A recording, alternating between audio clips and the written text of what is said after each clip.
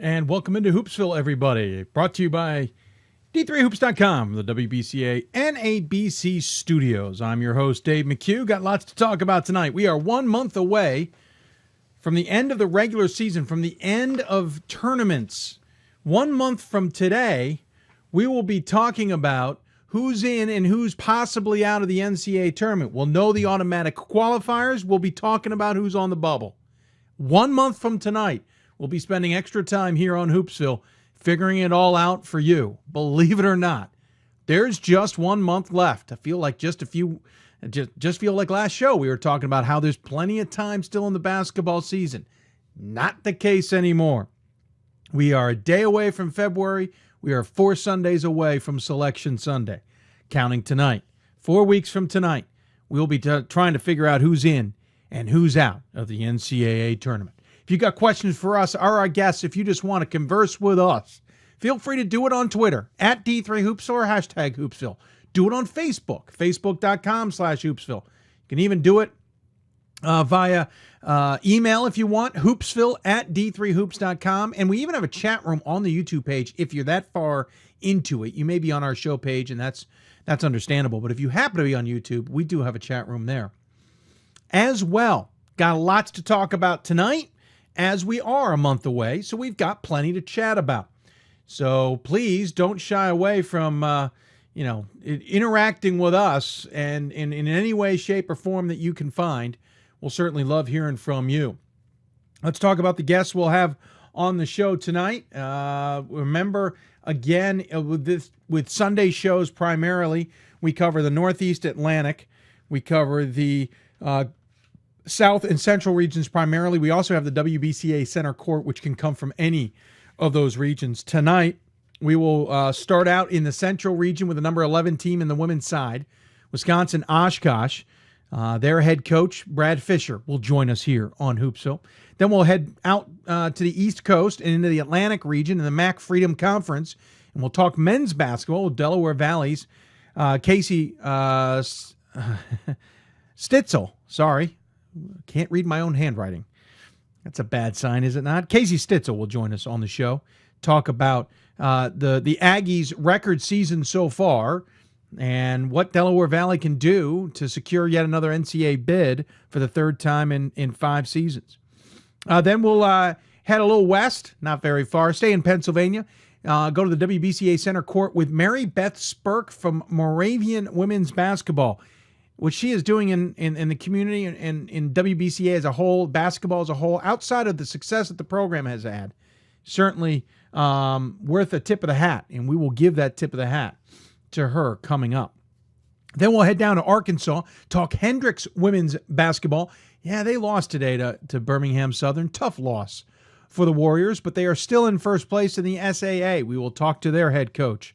Drew will talk to us about what he expects of his team that is certainly playing some good basketball. Then we'll head up to the Northeast, talk NESCAC basketball with the team that won the NESCAC automatic bid last year, the Wesleyan Cardinals. Joe Reilly will join us on the show, talk about everything regarding Wesleyan, the NESCAC, the Little Three. He even talks about, hint, hint, we pre-taped that one. He even talks a little bit about why he wouldn't mind seeing a double round robin in the NESCAC. That's all coming up here on the show. Also, a reminder that we'll talk. Oh, and at the end of the show, we're going to show a great thing that Franklin and Marshall did to commemorate Glenn Robinson's 900th win. By this point, I think he's at 904, 905, but we just spotted it this week. How they commemorated the 900th win and gave back to the community all at the same time. That's all coming up here on Hoopsville. Again, 1 month out from everything here, so a lot to talk about. Regional rankings, some people are so used to them coming out the first Wednesday of February that they forget this month's a little weirdly longer than usual because February 29th is a selection day. It's an odd month for what is usually a short month. First selection, or regional rankings, I should say, do not come out until February 10th. So we're still a solid 10 days away from seeing our first regional rankings. That being said, the committees have already started to get together and chat, and they will do mock selections this week. No, we're not going to see those selections. Don't get any bright ideas. But they will be done this week to give everybody a sense of where everybody is We'll see if we hear some rumblings. Coming up on Thursday is the Hoopsville Marathon Show. We have not made the official invitation as of yet, but we're going to go out and try and reach out to the committee chairs to see if they'll come on, talk about how the committees sit, as it were, right now, and where they expect to be after the first mocks. So, excuse me, that is all coming up here.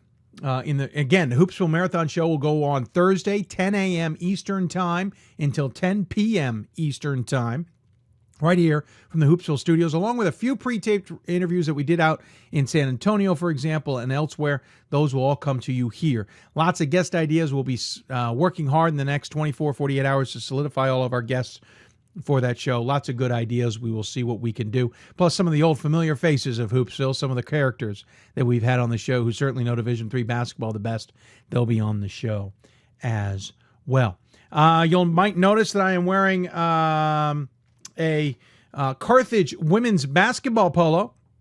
One of the cool things over the years is that we've collected shirts, whether schools have sent it to us per our request or on their own, whether they have just simply given them to us. Everyone talks about the Hopkins basketball warm-up jersey that sits over my shoulder. It's actually one of my favorite items in this place.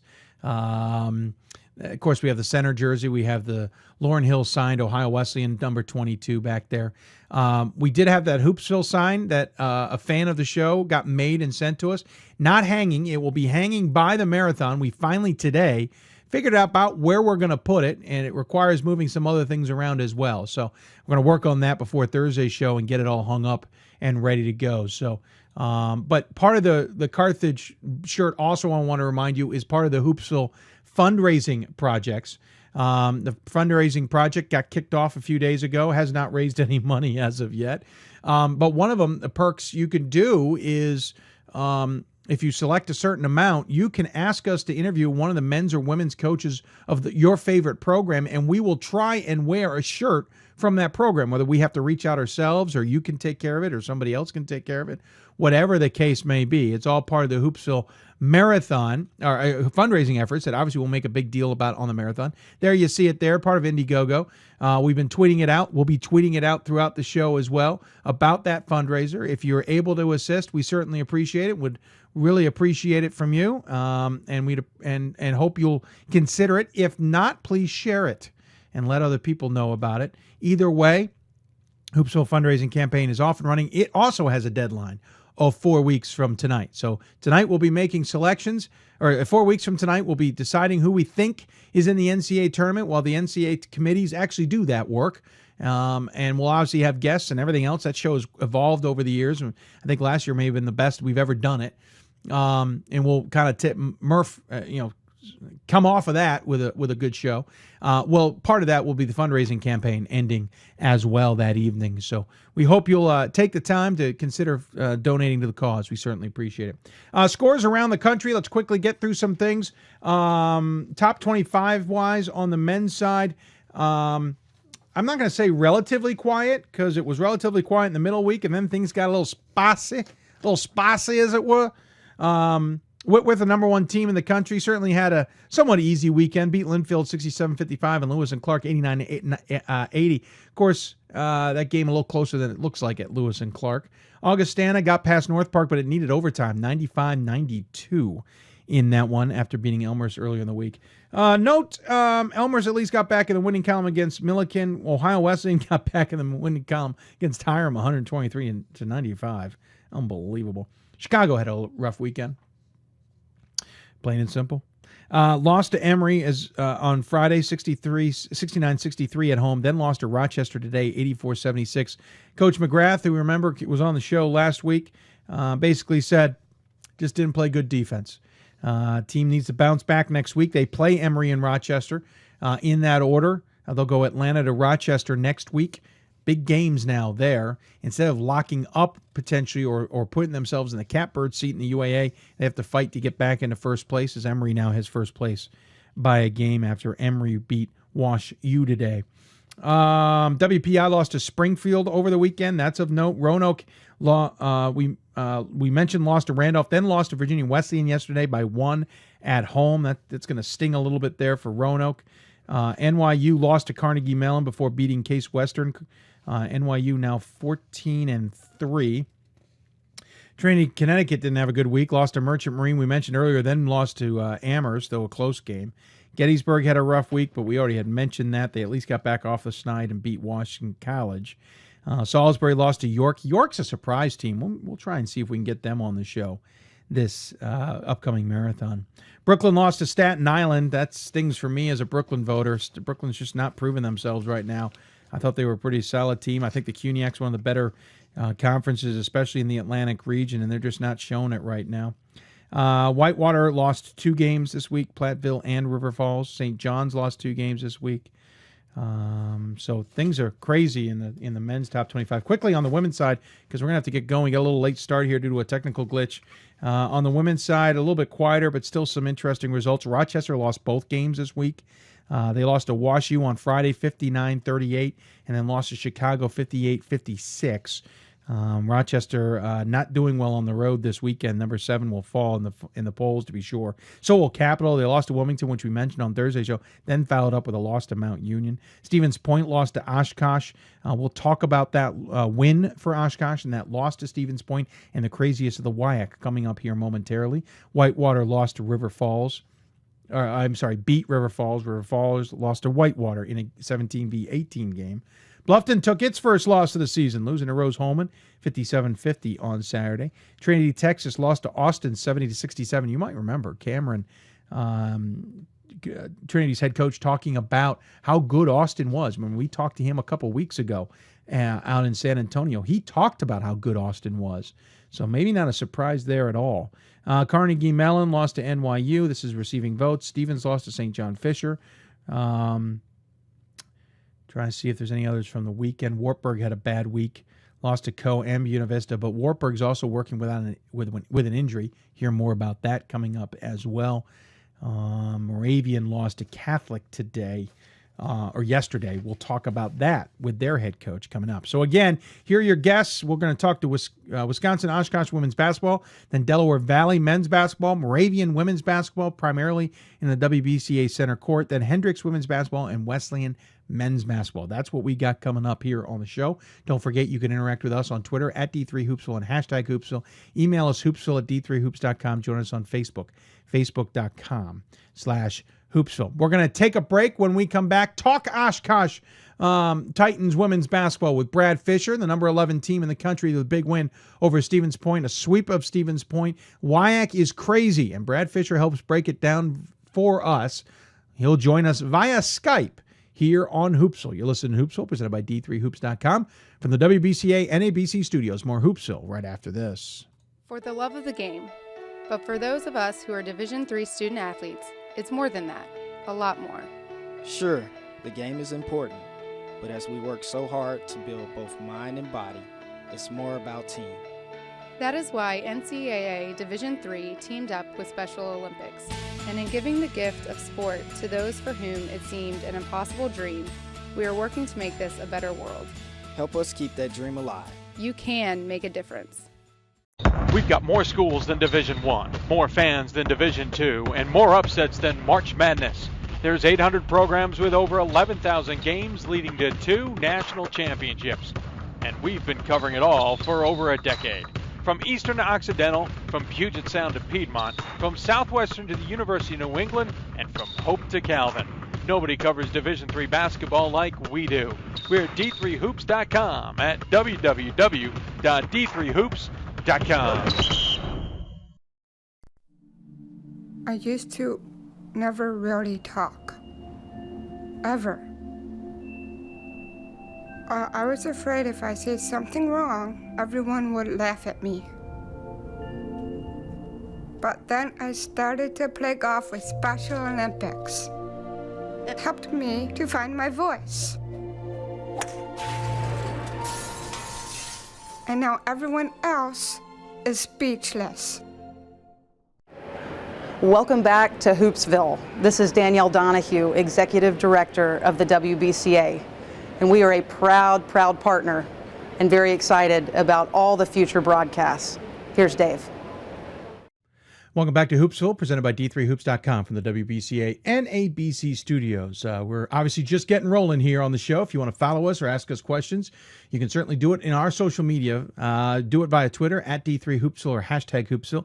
Email us, hoopsville at D3Hoops.com. Join us on Facebook, facebook.com/Hoopsville. All that information scrolling at the bottom of your screen. Of course, there is a chat room on the YouTube page. If you happen to be all the way onto the YouTube page, we try and monitor it, but alas, that will probably be the last one we get to amongst all the other ones that we have given you. But ask questions of us, and we'll certainly try and give you answers. Obviously, we're getting into the nitty-gritty things, as we talked about at the beginning of the show. 4 weeks left in the regular season, counting conference tournaments. So a lot to talk about between now and then, and I'm sure a lot of questions out there, especially for even the veterans out there who know about Division III the most. Now let's get to our segments. We love talking to all the guests around the country. Remember, on the Sunday shows, we primarily focus on the Northeast, the Atlantic, the South, and the Central regions. Doesn't mean we don't have a guest like in the WBCA Center Court from another region, or as we get later in the season, we don't bring in other guests just in general. But with that in mind, we're going to start in the Central region. We're going to start with women's basketball. And if you haven't been watching the WIAC race, I don't know what's wrong with you. If you look at it right now as we speak, Oshkosh on top, 7-1 in the conference, 16-3 overall. Stevens Point, River Falls, both nationally ranked, 14 Stevens Point, 18 River Falls, both 15-4, both 6-2 in conference. Then you got Whitewater, number 17 in the country. They're 16-3 overall, 5-3 in the conference. And then you still have everybody else who are running to try and get into the WIAC tournament and make it a difference, or position themselves, we should say. So let's talk about the top, shall we? Oshkosh, big win over Stevens Point yesterday to sweep the series for the season. So while they may have a game lead officially, they really have 2 or 3 games on Stevens Point. So we go to the Skype hotline, and welcoming in here is Brad Fischer of Oshkosh. Coach, welcome to Hoopsville, sir. Thanks, Dave. You got me fired up going through the league right there. I'm fired up. I mean, listen, we talk about the men's side. It's a down season. I mean, coming off of an incredible championship by Stevens Point, Whitewater's off their game. It's not much of a conversation, especially at the top, especially on the national scale. On the women's side, however, you have picked up the mantle, and you guys are sprinting with it. This is an incredible season on the women's side. Yeah, I'm really excited and proud of our league. I thought this is easily the best the top has been, and really top to bottom since I got to league 4 years ago, and to have all of us in the top 20 and virtually every week at least one of us playing another one, or sometimes in some cases 2 of those a week. Yeah, it's been a lot of fun and a lot of stress, but we had a young league, I thought, last year, and I think we all knew it was going to be better, but people have really stepped up, and programs that have lifted themselves to get us in this position. It's interesting enough. It's kind of like the UAA. It's almost every weekend there's a top 10 battle or a top 15 battle. Yeah, Stevens Point's going to shift having lost, but most likely the voters aren't going to punish them, as it was predicted by rankings that you guys would win that. But that was a big game, Brad. You guys had beaten them earlier in the season in a game. Let's see. It was at your place on January 16th. You beat them 60-46. This was at their place, 61-49. Obviously a different game, a tight game, a 2-point game at their place. Kind of expected, and you knew Shirley was going to throw wrinkles at you. How did you guys get out of that unscathed? Yeah, it was a great game. It was very similar. The first game they had us down 7 at half, and we hit a bunch of shots to kind of get it. And yesterday it was flipped. We both scored a lot more against each other than we normally do. Usually it's kind of a rock fight when we play each other. We know each other so well and do a really good job guarding one another. So yesterday it kind of busted out into a little bit of a track meet, and then when it came to crunch time, both teams locked in defensively, and they made some big plays at the end. We were up, I think, 8 with 2.5 minutes to go, and with the advancement rule, they got themselves the ball with under 2 seconds to go and a chance to win it. So it was just a great game, and it's kind of what our league has become this year, especially at the top. There's some added stress you really don't need. We'll talk about that later on. But interesting, I mean, now that we're in quarters, it kind of can break down the game sometimes looking at the box score in a much different way. Yeah. First 10 minutes, Stevens Point won 17-13. You guys won the second quarter 22-12. And considering that's what jumps out at me, was that second quarter looked like it was pretty pivotal. Yeah, offensively, we knocked down some big shots, and that's a chance for us to start to get into our bench, and we feel like we've got a lot of depth. And so I think the second quarter, if we looked historically this year, has been pretty good to us. But that's also when we start to try to make adjustments and kind of see what they've done different since the first time. And then I think they countered us really well too. And again, it turned into a back and forth, but that stretch obviously was huge and sent us to the locker room with a good lead, and they just kept coming back though. Yeah, well, you know that was a 6-point lead, I think, at a halftime. If math does it right, you stretched it out to 7 at the end of the quarter, but they did come back. Fourth quarter, they outscored you 15-10.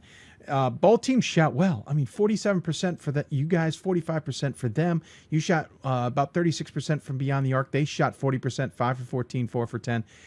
Both of you couldn't hit or couldn't really miss from the free throw line. They missed 2 out of 21 shots. You missed 1 out of 7. Rebounding was, interestingly enough, the difference, but not in a way I'd expected it. They out-rebounded you 30-19, Brad. That I'm sure is what you guys are going to be working on at practice come Monday. Yeah, our trade-off was we forced a bunch of turnovers and took pretty good care of it. But, they got to the end and they just hammered the boards, when they're down 8 and miss a shot. It was hold off the wall and see if we can pull it out of a pile, and they just did a great job, putting pressure on it, and they played with some more desperation, I thought, at the end than we probably did. And you get in that point where you're up 8, you're kind of afraid to foul and not wanting to add to that piece, but they just kept coming and fortunately we had the lead when the buzzer went, but it was a battle that we have with them almost every time we play. Yeah, turnovers 20 to 11. The difference there, you forced 9 more turnovers out of them than you had yourself. Of course, led by Taylor Schmidt, 21 points, 5 assists, 2 steals. Also, Alex Richard, 13 points. Nobody jumped out of the board on the rebounding edge, and obviously we just kind of talked about that, about how they kind of controlled that. Now, we'll talk about the rest of this conference in a minute, but that kind of gives a nice cushion on Stevens Point. You have them on a sweep with a game behind you. That, as I said, kind of builds a 2-3 game cushion a little bit. Yeah, we all, it's so weird. They've beaten River Falls. River Falls beat us. Yeah. We beat Whitewater.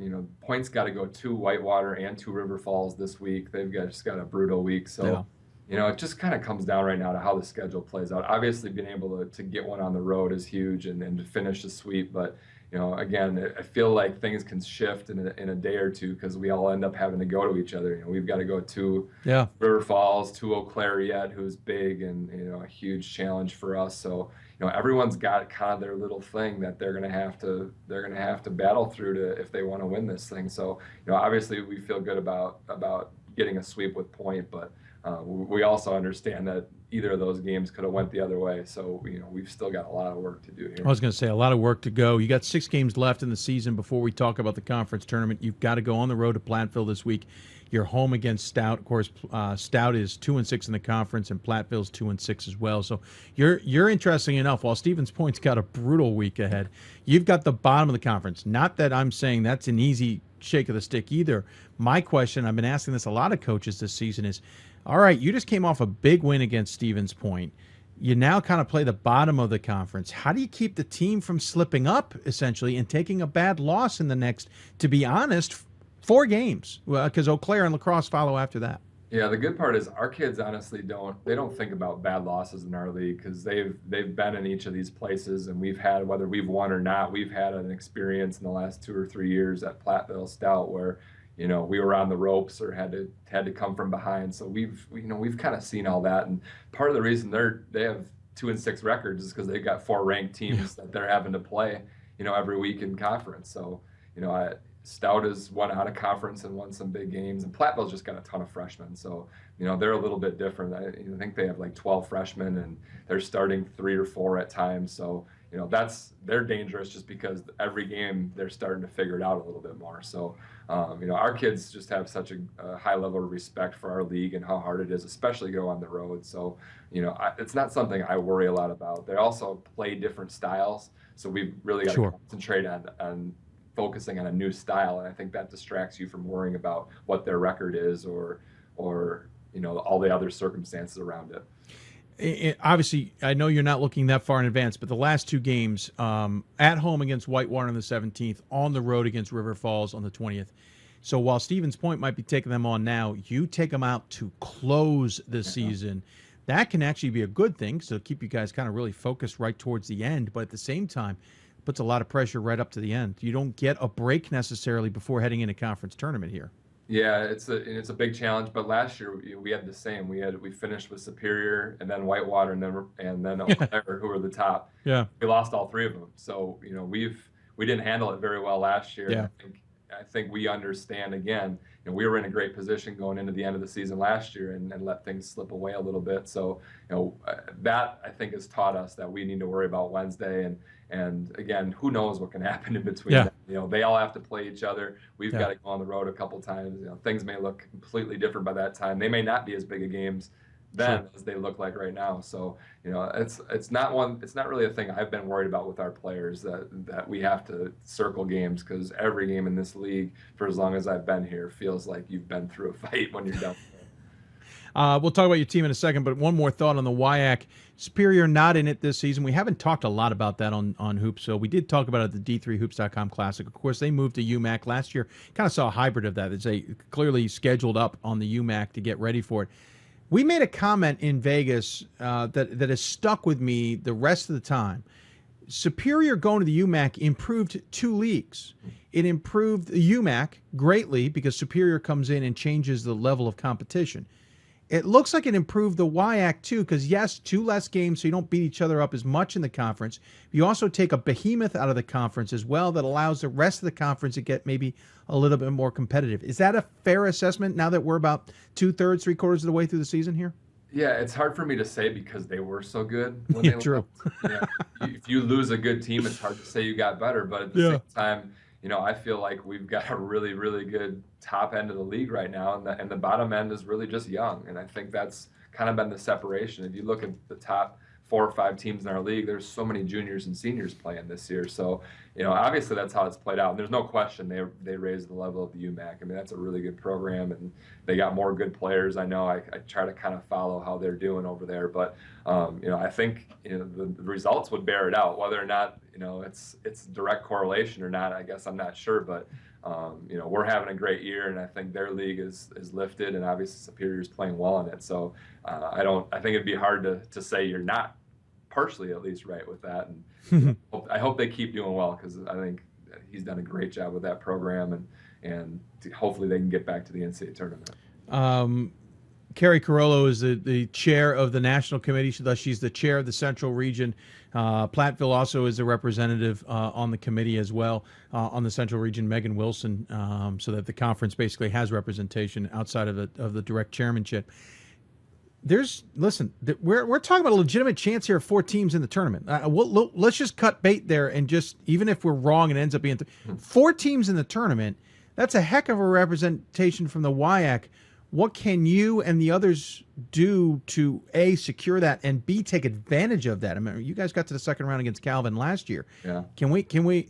Is the WIAC to watch out for this year and maybe undersung a little bit?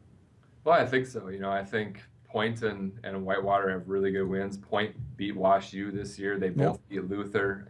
We have wins over Loris and St. Norbert's, who are both having really good years. River Falls, I think, went like 7-1 against the MIAC. So, I think that at least in our region, we've proven all to be, very competitive. I think Point and Whitewater also have wins over Illinois Wesleyan, who's first or second in the CCIW right now. So there's no question that, unfortunately, there's a limited amount of bids. So we almost have to lose the perfect way for all 4 of us to have that chance. And the problem is, there's still good teams that aren't in this conversation in our league that, it looks like a bad loss if you lose to one of those teams, when, in reality, we know they're extremely capable as well. So, for it to play out like that would be tremendous, because, I think our league has worked hard to get ourselves back to that. But again, things obviously would have to fall the right way. And I hope we can all just keep playing well and showing everybody that we are nationally, 4 of the top teams in the country. Let's talk about your team. You're not going away anytime soon. You've got 2 seniors on this squad, and yes, they're certainly major contributors, but it's the underclassmen, which has been a theme of this year across the board. Taylor Schmidt leading the way as a junior, 11.5 points a game, 2.5, really 3 assists a game on top of that. Assist to turnover ratio of 1.5. She also has a 1.5 steal a game mark. Eliza Campbell, sophomore, 9.3 points a game, 5 rebounds a game. Is it? I said it earlier. Is it Alex Richard or Richard? Richard, yeah. It is Richard. There was a Richard somewhere in the WIAC at one point in time. Alex Richard Jr., 9 points a game, 5.7 rebounds a game. And then there's Marissa Sellner, your senior, 6.1 rebounds a game on top of 6.3 points a game. And we'll mention Megan Cockta Jr. and Ashley, I'm going to say Nice. Thank you. I was going to say her last name wrong. I just kind of felt it coming. Yeah. Not a lot of points, but certainly on the boards a lot, which is interesting considering our conversation about the Stevens Point game. That's kind of the nucleus. You got a lot of players contributing. You're willing to go deep into your bench every single solitary game. And again, this team's not going away anytime soon. I mean, I hope not, but each year is kind of its own incubator of what happens. And we had a lot back this year, but we also, just by losing 2 seniors, everyone else has to change their role. Now a bench player is a starter. Someone who didn't play is now coming off the bench. So you've got to go through those growing pains a little bit. I'd like to think that we've built a fairly consistent program over these 4 years where we are going to have some contributions each year from each class. We've got a good class coming in that I think has a chance to contribute, but our sophomore class have worked hard to give us some minutes at the end, and we've tried to go 11 or 12 deep, and even if it's some people for 2 stints a game, 5 or 6 minutes to help give us some rest. Obviously, the veterans have been a huge piece, and it's still the oldest team we've had. We relied on a lot of freshmen and sophomores, but Taylor's had an All-American year, I feel like, at the point guard, and Eliza Campbell has really stepped up as a sophomore. So, my hope is that this is how this program continues to go, that, the upperclassmen do a lot of the heavy lifting, but we've got 2 or 3 from each class below that get the experience. So by the time they are juniors, they're ready to do the heavy lifting. And, we learned that from watching what Whitewater has done and watching what Stevens Point did before we got here. So, we're trying to take some of those lessons and build them into how we build things here. You're only in your 4th season, which is shocking in the long scheme of things. You did a long time assistantship, both at lacrosse, obviously at D2. Forgive me, I just blanked.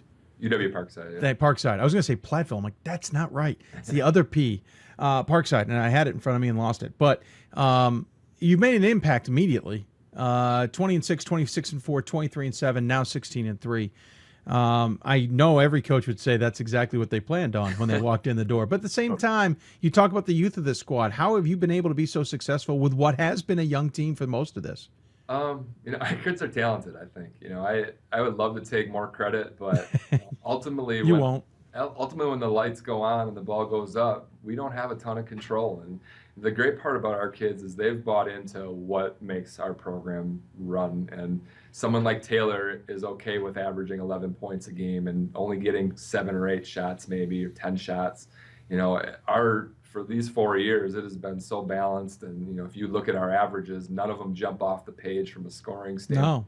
We don't have a lot of leaders in scoring minutes for sure, but they've bought into being a piece of the puzzle. So I give that first group that we have a lot of that credit because they put everything aside and said, we're willing to do whatever it takes to try to win. And, they started to give us the confidence in what we were doing. And then Taylor and Alex and that class came in as freshmen and had a great year right away. And we've tried to kind of ride that and make our improvements along the way and learn our lessons as we go. And, we've learned something from being in 2 NCAA tournaments. And, now we have to try to keep moving things forward. Our theme at the start of the year was, can we go from good to great, and how hard that jump is. Sure. And the enemy of great is good. And, you start to settle in at being okay with just being a good program.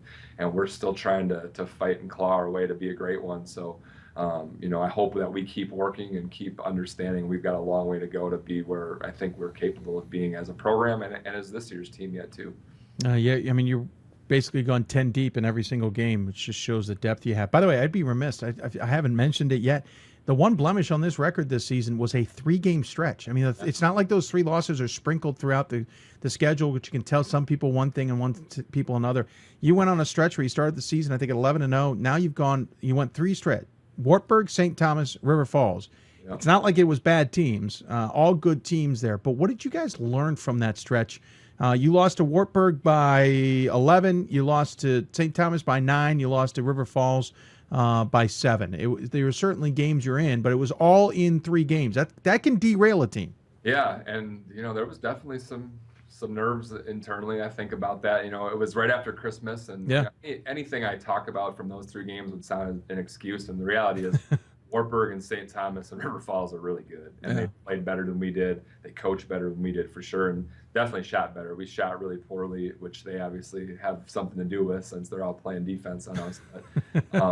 But it was, it was meant to set us up and get us ready for the league, and we knew those teams would all be ranked or close to ranked. And we learned, the one thing we did learn is we got away with some things early in the season, especially defensively. And we learned that if you are not shooting, you better be able to defend. And we did not get stops at the end of those games. They're both 4 or 5 point games in that Wartburg tournament with 5 minutes to go, and we couldn't get a stop when we needed it. So, and the same thing, River Falls, they came out and busted us the first quarter. We didn't stop them. I don't know if we got to stop the whole quarter, it felt like. And we learned real quick that if we're going to be who we want to be, we need to be able to get stops. And then if you look at our scores going forward here, we've been able to really defend people, and we've given up some points late game situations, but for the majority of these games, we've really defended, and that's kind of what made us good the last 3 years. And this team, I think, needed to take a couple lumps to realize that that's still who we need to be. We're a little more talented now, so we have a little bit more ability to score than we did in the previous years, but we couldn't rely on it, and that's definitely what that 10 days taught us. Interesting enough, Wartburg was the only team not ranked in there. The rest of you all came in, I think, in the top 10, and Wartburg's the one that came out of there 2-0. It just showed you how tough that was. They've had some injuries since. I know their best player missed yesterday, so their record doesn't reflect how good they were. And then going to their place, too, we all had our hands full there, and they definitely earned it. That was a heck of a tournament they put together. You're right. Absolutely agree with you there. Coach, appreciate you taking the time to join us. We've certainly taken up plenty of your time. I know you want to get back to tapes and recruiting and getting on your players to make sure they're ready to go for practice. As always, I will give the coach the final word. Any final thoughts you want to share with those who may be tuning in? Yeah, no, I just appreciate your coverage of us and our league, and hopefully we can continue to do the things that we talked about today as a league going forward. So now you put it out there that we've got a chance at 4 teams, so we've got to play well here these next couple of weeks to see if we can make that happen. Yeah, I pretty much did. I put it out there. You're absolutely right. Well, Coach, thanks so much for joining us. Appreciate you taking the time, and good luck the rest of the season. Certainly enjoy watching the WIAC this season. Thanks a lot, Dave. Brad Fischer joining us here on Hoopsville. Appreciate him taking the time. Again, team is 16-3 overall, 7-1 in conference. They've got 6 games remaining. They're on the road at Platteville this week and then at home against Stout. 2 big games right now looming at the end of the season, at home against Whitewater and on the road against River Falls. When we come back, we'll switch gears, go talk men's basketball. We'll shift over into Delaware. Well, not really Delaware. It's Delaware Valley. They're located in Pennsylvania. We'll explain it later, but we'll talk about another team that's certainly hot in the Atlantic region. You're listening to Hoopsville, presented by D3Hoops.com from the WBCA and ABC studios. More Hoopsville right after this.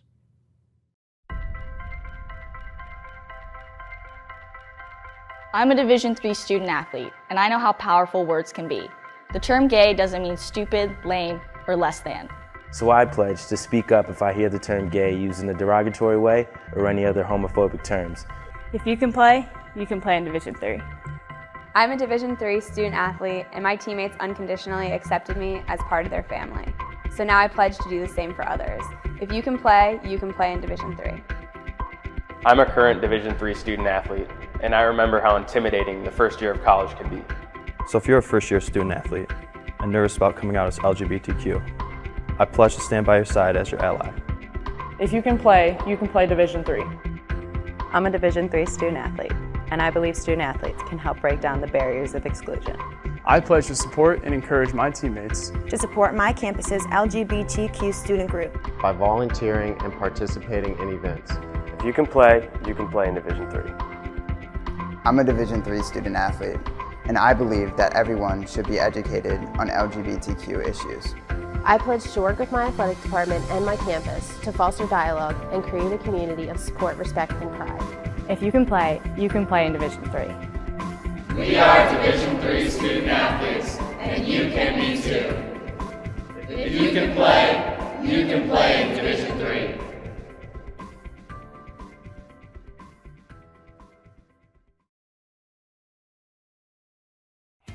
Something I discovered in myself is that if I have a goal, then I can accomplish it. It's a well-rounded experience.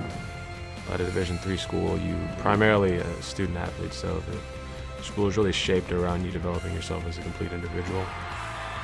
It helps a lot that you have a family with your team that can guide you.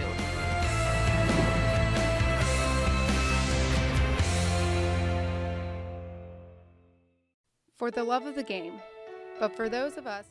And welcome back to Hoopsville, everybody. Hope you're enjoying the show. Presented by D3Hoops.com from the WBCA NABC studios. If you got questions for us, tweet us at D3Hoopsville or hashtag Hoopsville. Email us, hoopsville at D3Hoops.com. Join us on Facebook, Facebook.com/Hoopsville. I want to thank Brad Fischer for joining us from Wisconsin.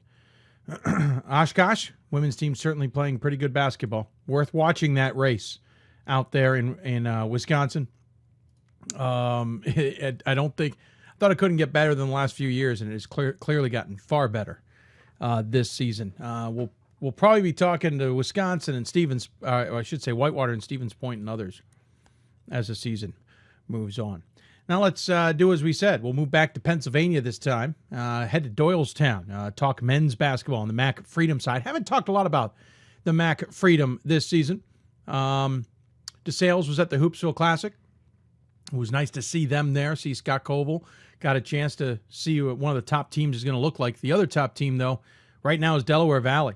Of course, it's Delaware Valley University now. Lost their first game of the season, then went on a tear. Lost the last game of the 2015 portion of their season to Trinity, Connecticut. Have lost once since, but have won on 4 in a row, 6 of their last 7, and are in pretty good control of the MAC Freedom for now. DeSales is lurking. So let's go to the Hoopsville hotline and talk about it all with their head coach, Coach Casey Stitzel. Coach, welcome to Hoopsville.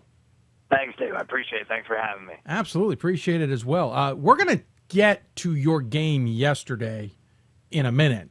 All right, cool. Because you guys had a crazy finish. I got it not only from your SID, but I got it from Gordon Mann. The description's beyond comprehensible.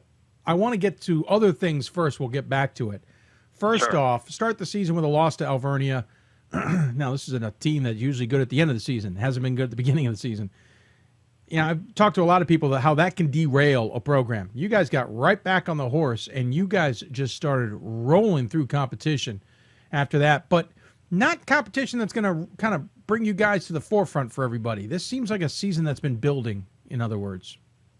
Yeah, I mean, Alvernia, when we scheduled that game, to make obviously a program like Alvernia, they've won the Commonwealth 3 straight years. Yeah. Go to their place, which is a tough place to play, just like our gym is. It reminds me a lot of our atmosphere that we have at Del Val. And we were playing 4 freshmen in that game. We were without our starting point guard, Zach Sly, who was Rookie of the Year 3 years ago. We were just kind of like a deer in headlights. Yeah. And we kind of... It's funny because we practiced the next day. We practiced next morning, went right back at it. And we probably had one of our best practices of the year. And I actually, after practice, I said to my staff, I said, for a young group to bounce back on a Saturday morning practice at 10 a.m., to have that type of energy, that gave me really good confidence that this team was going to bounce back and keep learning from the mistakes they made during that game.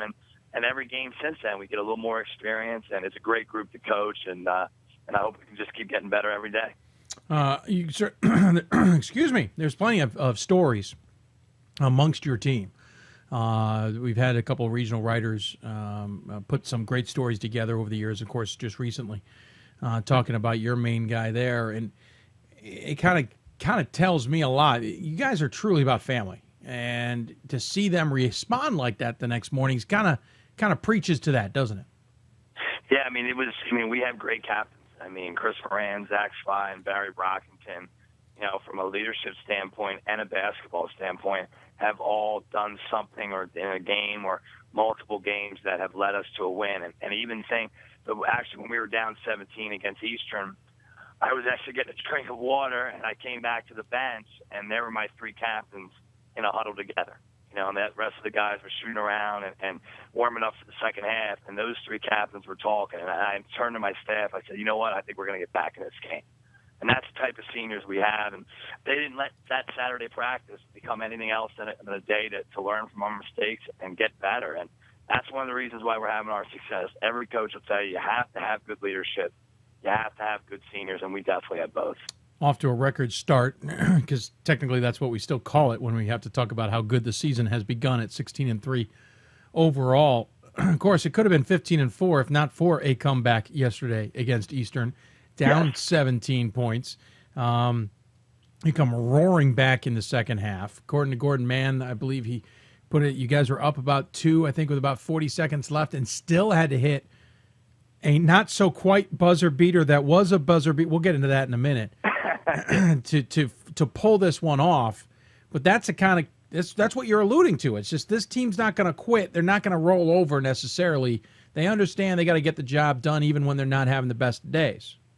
Absolutely. I mean, we came in at halftime, and obviously Eastern had a great game plan. They played tremendous basketball the first half. They made a lot of great plays, made a lot of tough shots. But I just didn't think we had the energy that we had in the previous couple games. And I kind of came in at halftime. I just said, hey, guys, here's what's got us to where we are right now. And those 3 or 4 things I pointed out, we're not doing right now. And once we started doing those in the second half, then you started seeing, our basketball team. This is a team that really feeds off energy. We're very athletic. When this group has energy, we're tough on the defensive end, and that should be our identity. I mean, I think we're one of the better defensive teams around because we have energy. We're very athletic, and I think we played very well together. And that's one thing that people don't realize is that you can be, a lot of people, when they say selfish, they say, oh, it's an offensive selfish.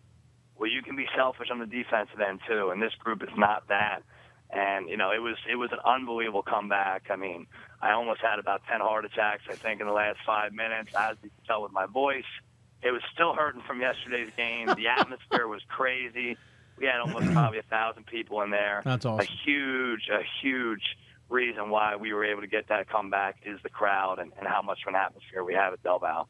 Crowd also almost cost you the game. And let me go over something here. You guys hit a three-pointer.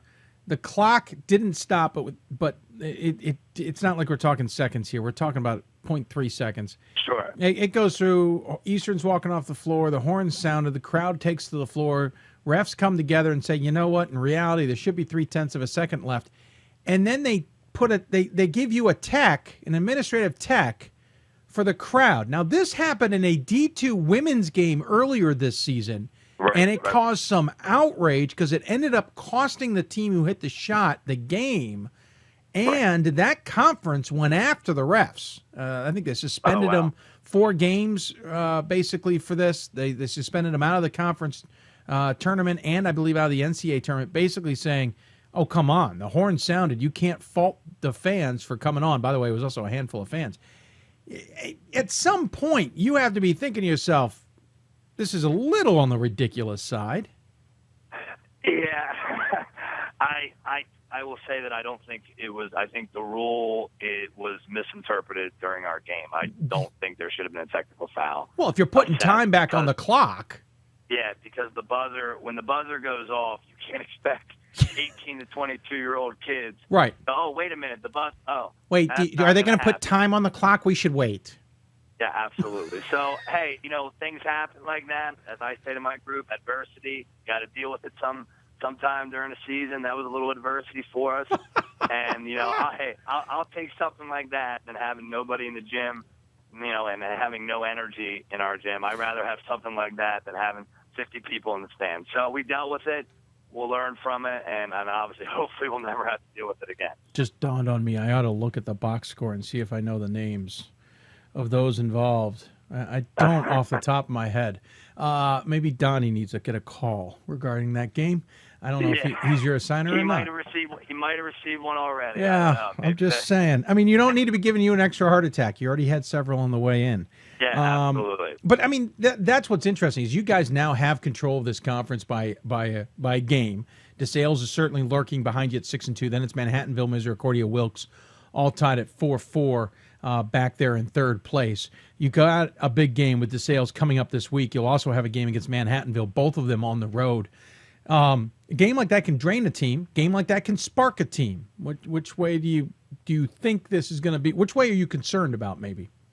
I mean, anytime, you said the magic word, 2 road games, and anytime, that's my always biggest concern when you go on the road, and Manhattanville's having a good year. Obviously, the Sales is having a good year, and they're a great program. To have 2 road games, we're going to find out a lot about this group this week, because, we have such a great home atmosphere at Del Valle. It is very tough to win in our gym. And, now we're going on the road to 2 gyms that I think are 2 of the better atmospheres in the league. Agreed. So we have our hands full, and it's going to show a lot about our character, but I think it'll spark us. And what I'm hoping is, field goal percentage defense is a big stat for us. And I think Eastern shot around 50% in the first half. In the second half, they shot about 26.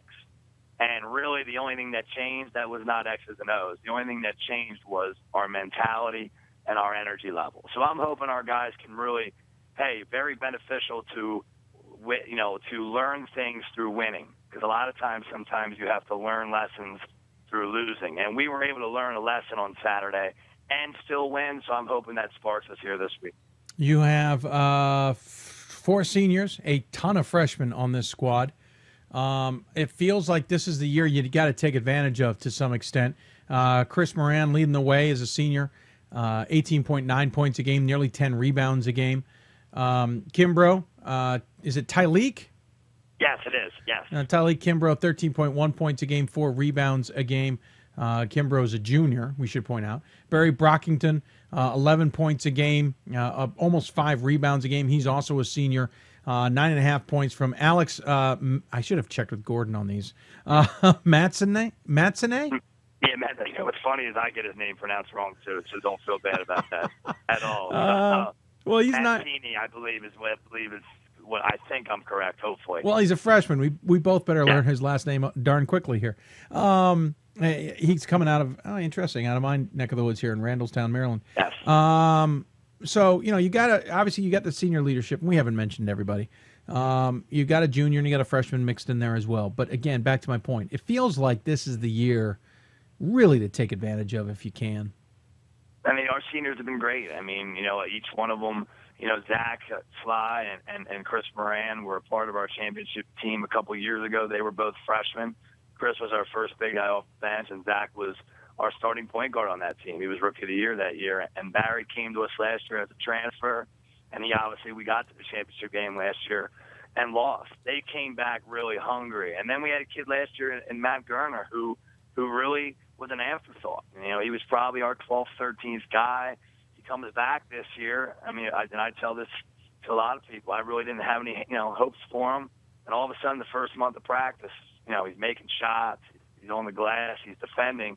And I'll tell you, we were in a run up at Misericordia on Wednesday, and he banged 4 threes in the last 10 minutes of that half. And I'm not sure if he doesn't make those, I'm not sure we're not leaving Dallas, PA with a double-digit loss. So he's been huge this year. But, Chris, in my opinion, if the Player of the Year was given out right now, I believe he is the Player of the Year in our conference. He's been terrific.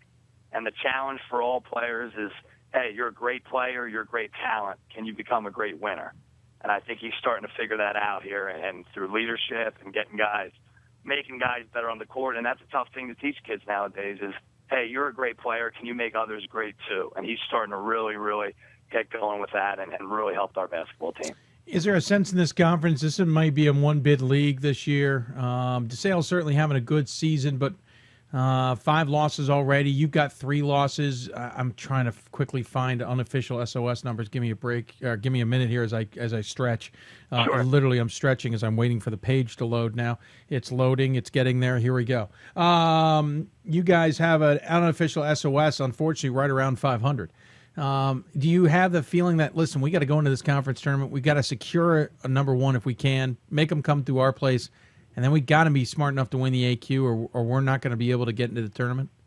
I mean, I think any coach will tell you that you have to. You want to control your own destiny. Absolutely. You don't want to leave it up to anybody in a room deciding what your fate's going to be. And I think you hit it right on the head. I mean, we want to try to get the number 1 seed. We obviously know the support we have in our gym. We want teams to have to come to our place, to win the championship. That's our goal. It's been our goal since the start of the season. And we're just, taking every practice, every game, day by day, and then hopefully in a couple weeks here, we're playing our best basketball.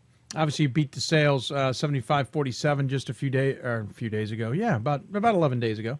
Right before we got clobbered with snow. Yeah, there we go. Right, pre-blizzard, post-blizzard. Yeah, pre-blizzard. Yeah, pre-blizzard. You'll be playing them post thunderstorms possibly coming up on Saturday. Yeah, things changed. I was going to say, can you take anything from that game prior, or is it throw it out and we just got to go back in fresh? Well, I think the difference is obviously we're going to their place. Yeah. And obviously they have a great program, and I'm sure he's going to remind them about the result. So they're obviously going to be really hungry to play us. And like I said, we got to bring the same intensity that we brought at home, and it's going to be hopefully another really good college game. It's become a rivalry between us. And anytime you have those type of games, crazy things happen.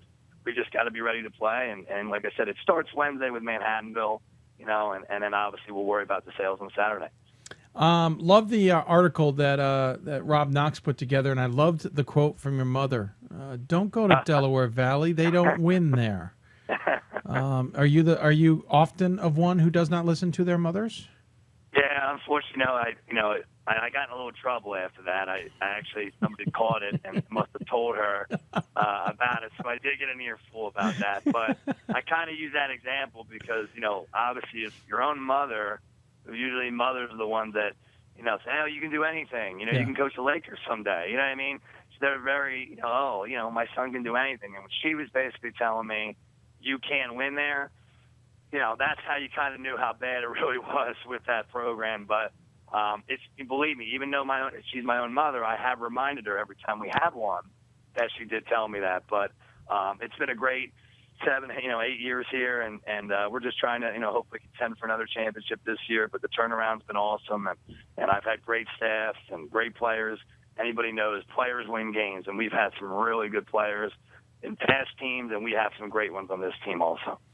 Well, I appreciate you taking the time to join us and talk about the Aggies. Looking forward to seeing how you guys do the rest of the way. As always, though, we give the coach the final word. Any final thoughts you want to share with those who may be tuning in? Well, I appreciate you having me on. It really means a lot to me and my program. I just want to give a shout out to my staff. They've been great this year, and they've made my job really easy. And I want to give a shout out to my captains. They've been great, and it's been a really fun group to coach, and I'm really excited to see what the future holds here in the next couple of weeks. Certainly enjoy watching what you guys have been doing. Looking forward to seeing the rest of the race, and good luck. Thank you, Dave. I appreciate it. Absolutely. Casey Stitzel joining us here on the show. Appreciate him taking the time. Again, those Aggies playing some pretty good basketball.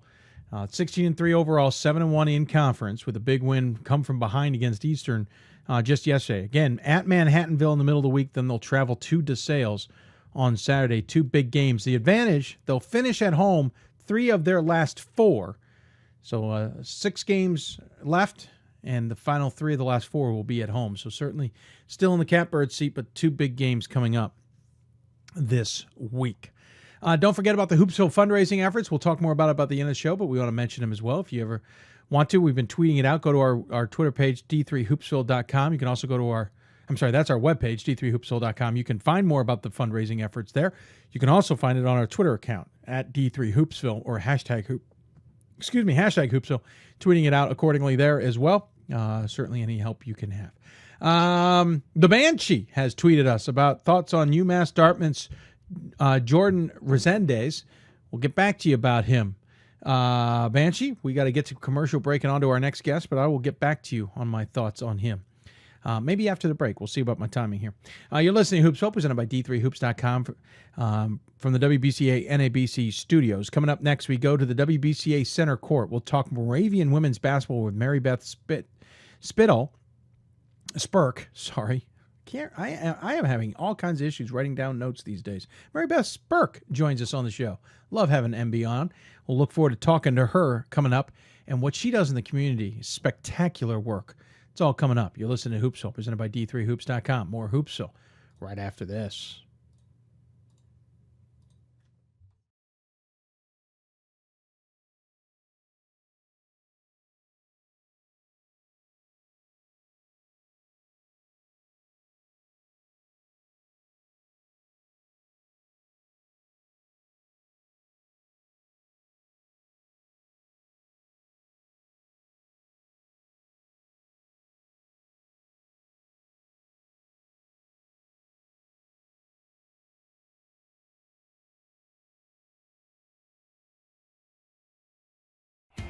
Something I discovered in myself is that if I have a goal, then I can accomplish it. It's a well-rounded experience. At a Division III school, you primarily a student athlete, so it helps a lot that you have a family with your team that can guide you.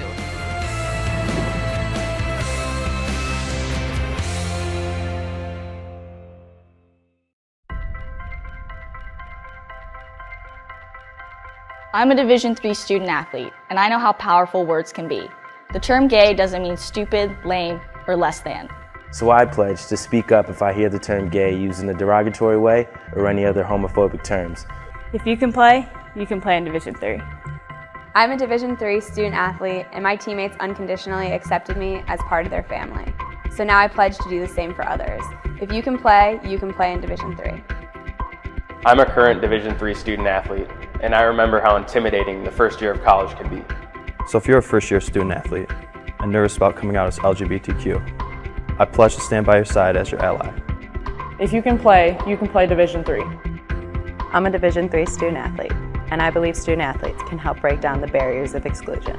I pledge to support and encourage my teammates to support my campus's LGBTQ student group by volunteering and participating in events. If you can play in Division III. I'm a Division III student athlete, and I believe that everyone should be educated on LGBTQ issues. I pledge to work with my athletic department and my campus to foster dialogue and create a community of support, respect, and pride. If you can play in Division III. We are Division III student athletes, and you can be too. If you can play in Division III.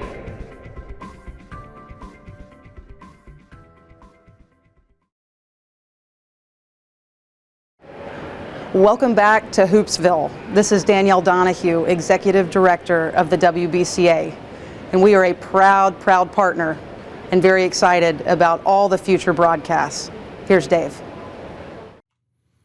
And thank you to her. Welcome back to Hoopsville. Presented by D3Hoops.com from the WBCA NABC studios. If you've got questions for us, tweet us at D3Hoopsville or hashtag Hoopsville. Email us hoopsville at D3Hoops.com. Join us on Facebook, facebook.com/Hoopsville. Ask us questions, share your comments, etc., etc. The Banshee asked us about UMass Dartmouth Jordan Resendez, which we will get to. You're welcome to do it. Of course, in 4 weeks, we'll be talking about who we think's in and out of the tournament. That's a perfect way to interact with us as well. You can all do that. Of course, it's on the bottom of your screen if you want more information. Don't forget about the Hoopsville fundraising efforts as well. We appreciate you taking the time to do that and to help us cover Division III with a little bit more ability, and in other words, shine a light on it, as it were, the way it deserves to be shown. Your donations help us basically pay the costs and get around the country to see teams. We don't keep a dime, though some would argue we should. We just don't. It's just not how we operate. Now time to go to our newest segment this year. It debuted this year, and we've certainly been enjoying it in the last few years, or a few weeks, I should say.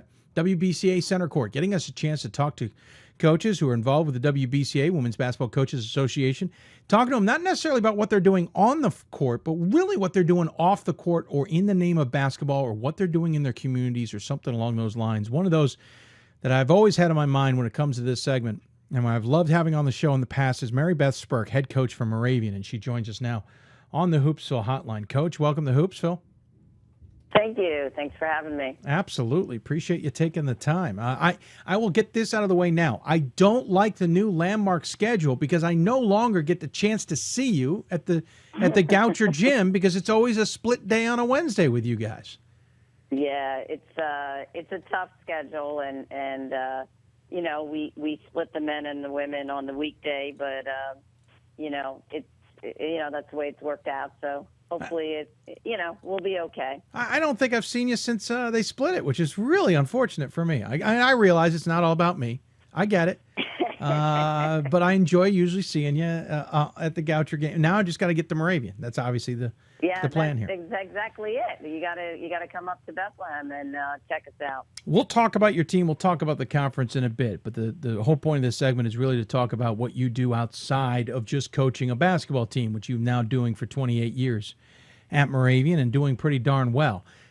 First and foremost, for the 6th straight year, you're on the WBCA Board of Directors, and just that alone takes on a lot of responsibilities. It's you, it's Pat Manning at Williams, it's Krista Cuddy, I believe. Am I correct, down at Emory? Thomas Cuddy. Thomas Cuddy, yep. Down at Emory is the other one who's on the Board of Directors. Certainly seems like something you love doing. Yeah, it was an opportunity for me to get a little more involved. I've been on, a bunch of committees. I've been on the NCAA regional committees over the years, and I've been on the NCAA or the WBCA or Kodak All-American Committee. I've been the chair of it for a lot of years, and so when the opportunity came up to be involved even and more so as on the board of directors, I jumped at it, and it's really been great because you get to work with not only great people at the WBCA, but also you meet some Division I and Division II coaches that you maybe wouldn't have a chance to meet otherwise. Obviously, you're involved with that. You're also involved in some other things with the WBCA. So you keep your hands busy. You also keep your hands busy in the community. We'll get to that in a minute. But what is it about giving back, and how much has changed with the WBCA in your tenure? Well, it's changed a lot. The CEO, our new CEO, Danielle Donahue. Yeah, she's been terrific. I think just again becoming more of almost a business type of atmosphere, which you have to do, and you have to compete, out there, and that kind of model. So that, for me, to see that transition has been unbelievable. Just her way of running things, and the WBCA office all the time, and all the back. When you just show up at the Final Four, you think it's easy, but when you realize all the other stuff that's going on with the awards, with just the running of it, and day-to-day operations, it's really commendable what the entire staff does there, and then all these coaches that give of their time that are on the board. It's time consuming, and none of the coaches on the board are getting paid extra. At least I don't know they are. I mean, maybe everybody else is, but I'm not. No. I was going to say, they didn't tell you? They got you for free. I know. But it is amazing when you think of it. That we're doing it because we do love the game and we want to give back. And I think for me, it really, this career, coaching career, it has been great for me personally. And so if I can give something back to some younger coaches or even, coaches that have been around for a while, I just think it's important to do that. And so I even though some days, and we have a couple calls coming up next week, some conference calls, it takes away from maybe your own team and some game planning, but I think it ultimately is worth it.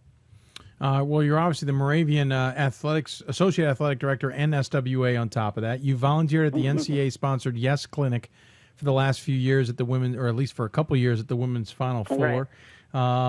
You're involved with the WBCA on top of that, but you're also very involved with stuff back at Moravian. You guys will be hosting coming up this weekend, the February 6th, or really the whole week, right. The Play for K week. You guys, Moravian in general, one of the top fundraisers in all of Division III for this event. You really take this to heart. I do, and I think it's not just me. I've been lucky enough to have great assistants and a great community at Moravian that really embraces it. It's the whole community, my team, the community. We were in New Jersey today at Springfield, at Dayton High School. Mm-hmm. We had about 150 kids there, and all the proceeds are going towards the the fundraiser. It's just the Play for Kay. I'm obviously Kay Yao, and her what she started, and it's just become kind of a passion of me. I lost my sister-in-law to breast cancer, so it's a personal thing, and obviously, unfortunately, a lot of people, most everybody, could tell a story, but for me, that's how it really began, and so we take pride in it, and we know. Again, I try to tell my players, hey, you guys are really lucky. You're doing something here that, you're playing basketball. You're able to do this and, give back to some people that can't do this, that can't play and have fun. So that's part of what I try to preach, to constantly give back. And that's what we try to do with our team. $17,000 last year, almost $75,000 in the last 7 years to this campaign. Your goal is $10,000 this year. Gut tells me you'll beat that, obviously, by Saturday, just from your track record, as it were. But you get so many people involved. That speaks a lot, though, to the efforts that you lead them with, Mary Beth. I know you want to pass it off to your assistants and your team, to everybody else who's contributing, but you're the leader. You're inspiring them to do that, and that says a lot about you. Yeah, I appreciate that, and again, I feel blessed that we're able to do that, and I think anytime you're passionate about something, and you could get other people passionate, it's really kind of neat. It's a kind of neat thing to see, and a couple of my friends kid me and say, oh, okay, we got T-shirts this year, and what do you have? And we're doing a little fundraiser after. But, I know ultimately that they love being part of it too. And the community, if you ask, it is, a lot of people, there's a lot of fundraisers out there. And so I feel blessed that people around Moravian are willing to, take money out of their wallet and contribute and feel good about themselves as well. You're also a physical education associate professor at the school, so which all leads me to, where do you find all the time? Well, I think when, and I'm sure any Division III coach will tell you this, you have to wear many hats. Yes. And that's what keeps you going. You have to keep your, you got to stay on top of things. You got to, not only be a coach, but you have to be a mentor. You have to make sure you're doing other jobs. I was filling out compliance forms on Friday with a couple athletes that, a couple lacrosse players, track players, whatever, that had to fill out their compliance forms. So, that's part of the deal when you sign up to do this, and I really enjoy it because it does kind of you maybe need that escape a little bit sometimes from the season and take your mind off of it, if not just for a little while. But so it's challenging at times, but I really enjoy it. I forgot compliance too. I totally forgot that was part of it. I saw that in my notes as well.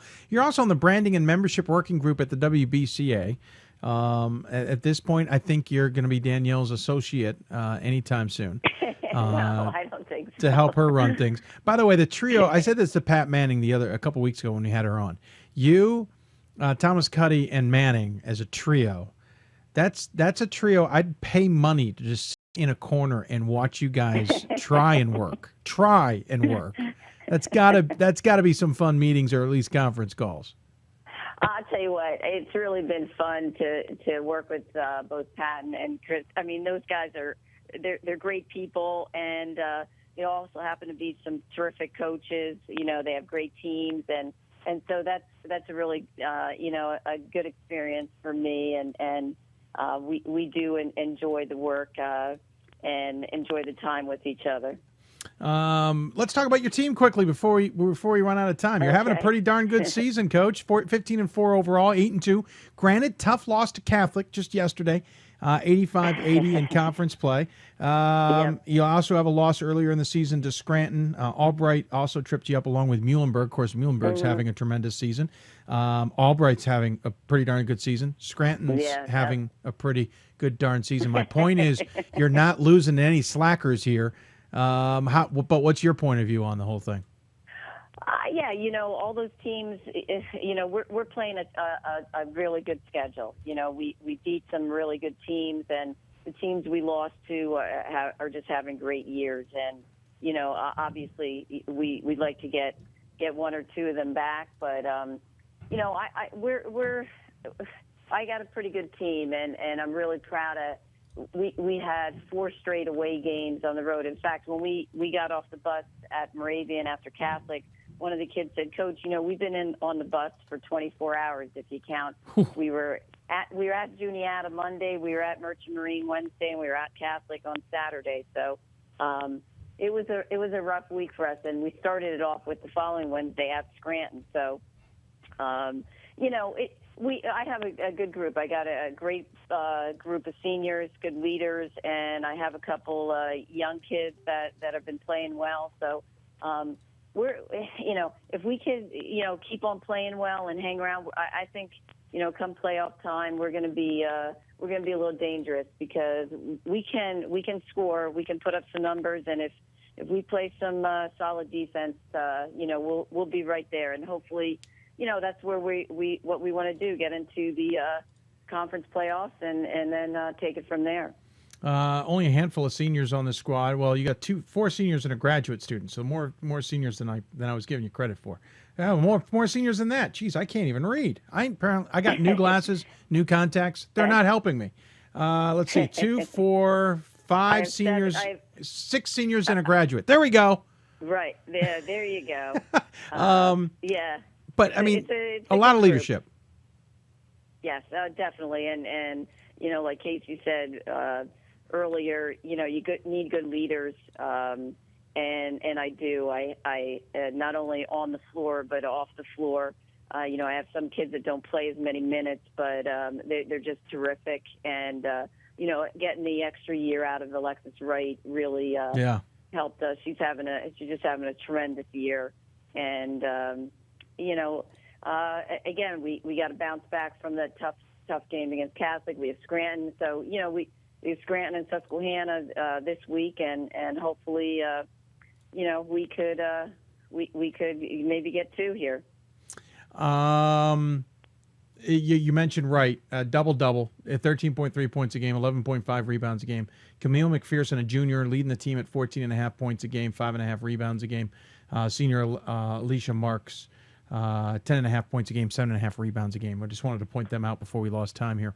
Obviously, big games coming up. You got Scranton at home, Susquehanna at home, Drew at home. You actually finish 5 of your next 6 all at home. So you talk about those road trips. You only got one left, and it's to Elizabethtown. Otherwise, it's Scranton, Susquehanna, Drew, Merchant Marine, and Juniata all at home. This can be key. 2 games behind Scranton, a game up on Catholic, and others in the conference to kind of secure yourself into a nice little spot. Oh, absolutely. We said we paid the price on the road the last couple of games, but we're looking forward to nothing like home court. Nothing like it. And we get a great crowd, and we're going to need it, and we're excited for the next couple of weeks, and hopefully we could get in and do some damage come playoff time. Coach, before we let you go, we always have a Q&A thing that we do as part of the WBCA Center Court. We always ask the same questions of all the coaches on the segment so we can kind of hear the different answers that exist around this. So do you mind if we have a little fun with this? Sure, go ahead. All right. So first, your favorite thing about coaching, especially in Division III? Oh, geez, I have so many answers. That could be tough. I think my favorite thing are the kids. You're talking about solid student athletes. They're I've been fortunate to have some really good people that I've coached, and I think that's my favorite thing. I'm working with players that understand it's academics first, and they're also pretty good basketball players, and on top of that, they're pretty good kids. What's your biggest pet peeve? That you should ask my players that. I would say my biggest pet peeve is no eye contact when you're talking to me.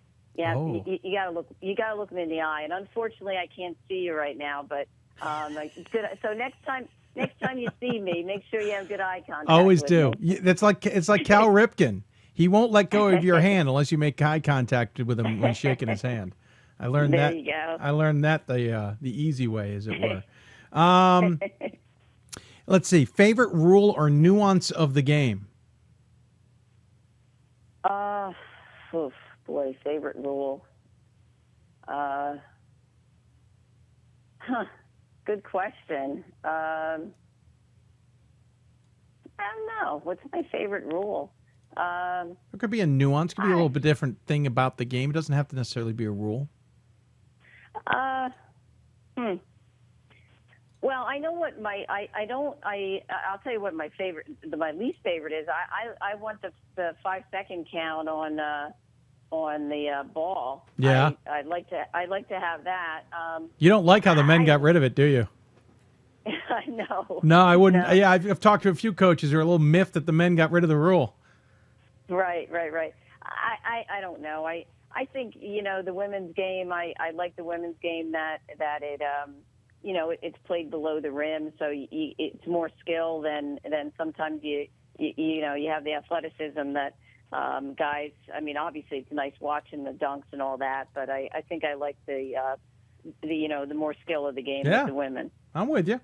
What rule would you want to see added, removed, or changed? I think you just kind of hinted at it, but if there's another one out there, just in case. Yeah, I'm not. It's taken me a while to get used to the quarters, but I wish we wouldn't change things quite so much all the time. But so I would say I wish we could go back to the two halves, but we're getting used to it by now. Okay. Any pregame ritual or superstition? I used to have a few, but as I got older, I decided that wasn't worth it. Yeah, it wasn't worth it. It was overrated. So I think what we do in the locker room is I just try to stay focused and tell the kids, let's put ourselves in a positive frame of mind, because I think too often we always are thinking negative thoughts like, oh, I hope I don't miss, or, for me personally, all right, stay in the game, make sure you make the right call, or, the right sub. So I think just the pregame that I do is, take a deep breath. This is fun. Let's go. Let's be positive. Let's have some, a good time instead of being stressed. Sounds good to me. What's your craziest travel experience?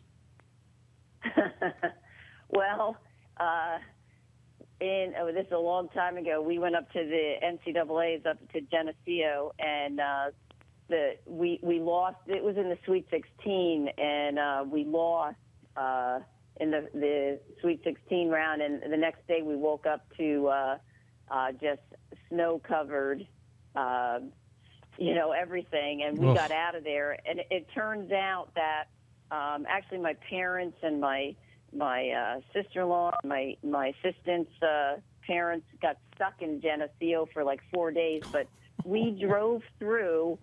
We're on the highway, and we realized that they shut the highway down. Oh, it was that was in like 94 or something, 94, 95. Oh, I don't even know how we got home, and needless to say, I got stuck. I couldn't get home once we did pull into at Moravian, but yeah, that was craziness. It was we never should have probably been driving. They shut down the highways and everything. And like I said, my family was stuck. They were stuck in somewhere up in Geneseo for like 4 or 5 days. Oh, that is brutal. That's always my biggest fear when I travel in winter is I'm gonna get stuck. My wife used to laugh at me. I used to travel with a sleeping bag and some extra blankets in my car because there's a stretch in Maine where my parents live that if You used to not have very good cell coverage, and you just didn't want to get caught. So I've loosened up on that tradition a little bit. Hey, how would your assistants describe you as a coach?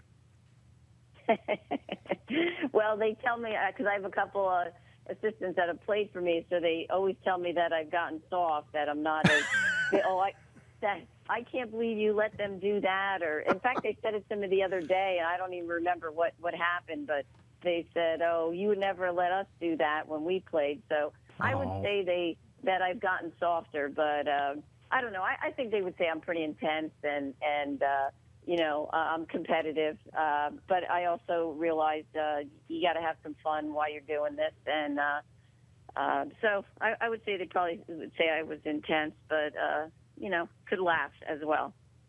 Pretty good. Finally, when you retire, and all good coaches do, what do you hope people will remember you as a coach? I think about it because it's coming. It's going to be soon. Not real soon, but it'll be there. And I didn't mean to touch on a sensitive spot there, Coach. Oh no, not at all. I hope that people would say, that I was fair and that I was competitive, but not overly competitive. That I forgot about the people side of what we're doing, and as I try to tell young coaches that what goes around comes around. Treat each other fairly. This is not life or death. Everybody wants to win, but you have to be nice to each other and be kind and all that. So I think that's what I would want to be remembered by, and hopefully that I won a few games along the way as well. Just a couple, 2, 3. Just a few games. Well, Coach, good luck the rest of the season. I appreciate you coming on the show. Thank you very much. Before we wrap it up, I wanted to let you know you were very kind a number of years ago when we did our very first Hoopsville fundraiser to help us out. And as a result, in kind, I want to do the same. I have donated to your Play for K. Oh, thank you. Thank you very much. Absolutely. I did it in honor of Lauren Hill. I hope you don't mind. Who's obviously absolutely great. That's awesome. Inspiration, but it's a small amount. But I want to thank you for your support, and I want to support you in kind. So, good luck this weekend week with all of that. Obviously, I look forward to seeing the results on Saturday. As always, we give the coach the final word. Any final thoughts you'd like to share with those who may be tuning in? Again, remember that what we're doing as coaches, it's important to who we're dealing with. We're dealing with young student athletes and make sure they come first above all. And, it is a game, and let's have fun doing it, and like I said, try to be kind to each other. Yeah, well said, Coach. I'm going to try and find a way to get to see you in action sometime soon. Good luck the rest of the season, and we'll talk to you soon, okay? All right, thank you. Mary Beth Spirk joining us here on Hoopsville. Appreciate her taking the time. Real quick look at their page. If you want to donate, go to Moravian's website. They've got some links there. Can't miss them. You can donate. Their goal's pretty big, but it's always achievable, and they always do a good job. I'm happy to donate myself. Join me. I took, it's not that much time to do it. So I want to thank Coach for coming on the show. We're running behind schedule, like we always do at this point in time in the show. I'm going to have to adjust my shows a little bit. I keep thinking these NABC, WBCA segments are going to be shorter than they are. They're wonderfully long. So we're going to adjust in the future. Don't forget, we also have the Hoopsville Marathon show coming up. We're going to have another WBCA special on that Thursday. We'll have another NABC segment on that Thursday as well before returning on Sunday with the WBCA segment. Again, going to take a break. When we come back, we'll keep talking women's basketball. Head down to Arkansas. Talk Hendrix women's basketball. You're listening to Hoopsville, presented by D3Hoops.com. And the from the WBCA NABC studios. We'll be back with more Hoopsville right after this. I used to never really talk. Ever. I was afraid if I said something wrong, everyone would laugh at me. But then I started to play golf with Special Olympics. It helped me to find my voice. And now everyone else is speechless. Division III schools offer academic scholarships instead of athletic scholarships. This really puts the focus that the student athlete needs to maintain that GPA. I did receive a non-athletic scholarship upon entering school. I got the presidential scholarship, which was huge for me. I think there's more opportunities for academic scholarships in Division III. A lot of people pick schools just based on the sport and don't get that experience. Being a Division III athlete and developing my leadership skills has definitely put my name out there and helped me get more recognition on campus, but more recognition nationwide. I did win the Jostens Trophy, which is based on leadership, academics, and then how well you do on the court. I'm also the Schwartz Scholar of my class. Schwartz Scholarship is basically a scholarship that is given to a student who's identified as a likely leader. And the end of the day, it won't matter how they play on the field, it will matter how they do in the classroom.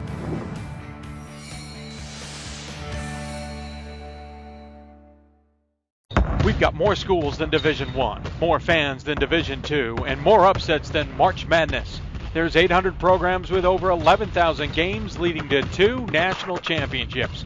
And we've been covering it all for over a decade. From Eastern to Occidental, from Puget Sound to Piedmont, from Southwestern to the University of New England, and from Hope to Calvin. Nobody covers Division III basketball like we do. We're at d3hoops.com at www.d3hoops.com.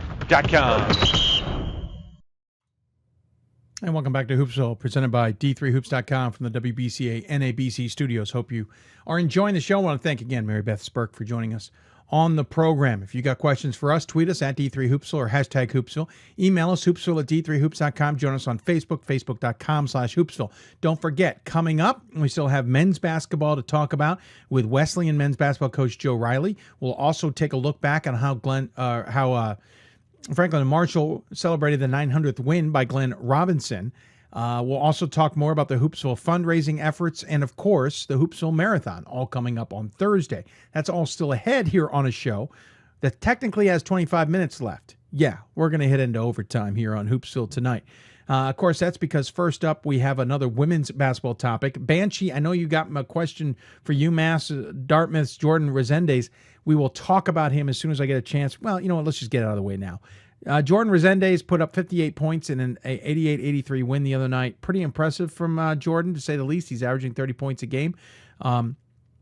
If you stick around to the end of the show, I'll share my other thoughts, though, on what that all means in the grand scheme of things. But congratulations on at least putting up a school record 58 points in the victory, and that's certainly more important. Let's go back to women's basketball. We're going to jump down into the South region, talk women's basketball down there with the Hendrix Warriors. The team are 15-4 overall, 6-2 in SAA action. Unfortunately, dropping a game today to Birmingham Southern, 75-63. They still have a game to make up, though, with Birmingham Southern at the end of the season. They aren't done with them yet, so this is just a taste of how the end of the season may be. And as I said, we got through it. For most conferences, 3 weeks left of the regular season plus conference tournament action, so 4 weeks left of the entire regular season. So a lot of talk about it, Hendrix, and so we figured we'd go down and talk to their head coach. Drew Gaeng joins us here on the Hoopsville Hotline. Coach, welcome to Hoopsville. Thank you, Dave. Thanks so much for having me. I appreciate it. Absolutely. Appreciate you taking the time. Let's just get it out of the way. 12-point loss to Birmingham Southern. I know that's not exactly how you drew it up when you put your scouting report together. Sure. Put you guys into a two-way tie here, or on top. So at least you're not out of first place. It's not a horrible loss. You got a chance to redeem it. The problem is you're going to have to do it at their place. Absolutely, yeah.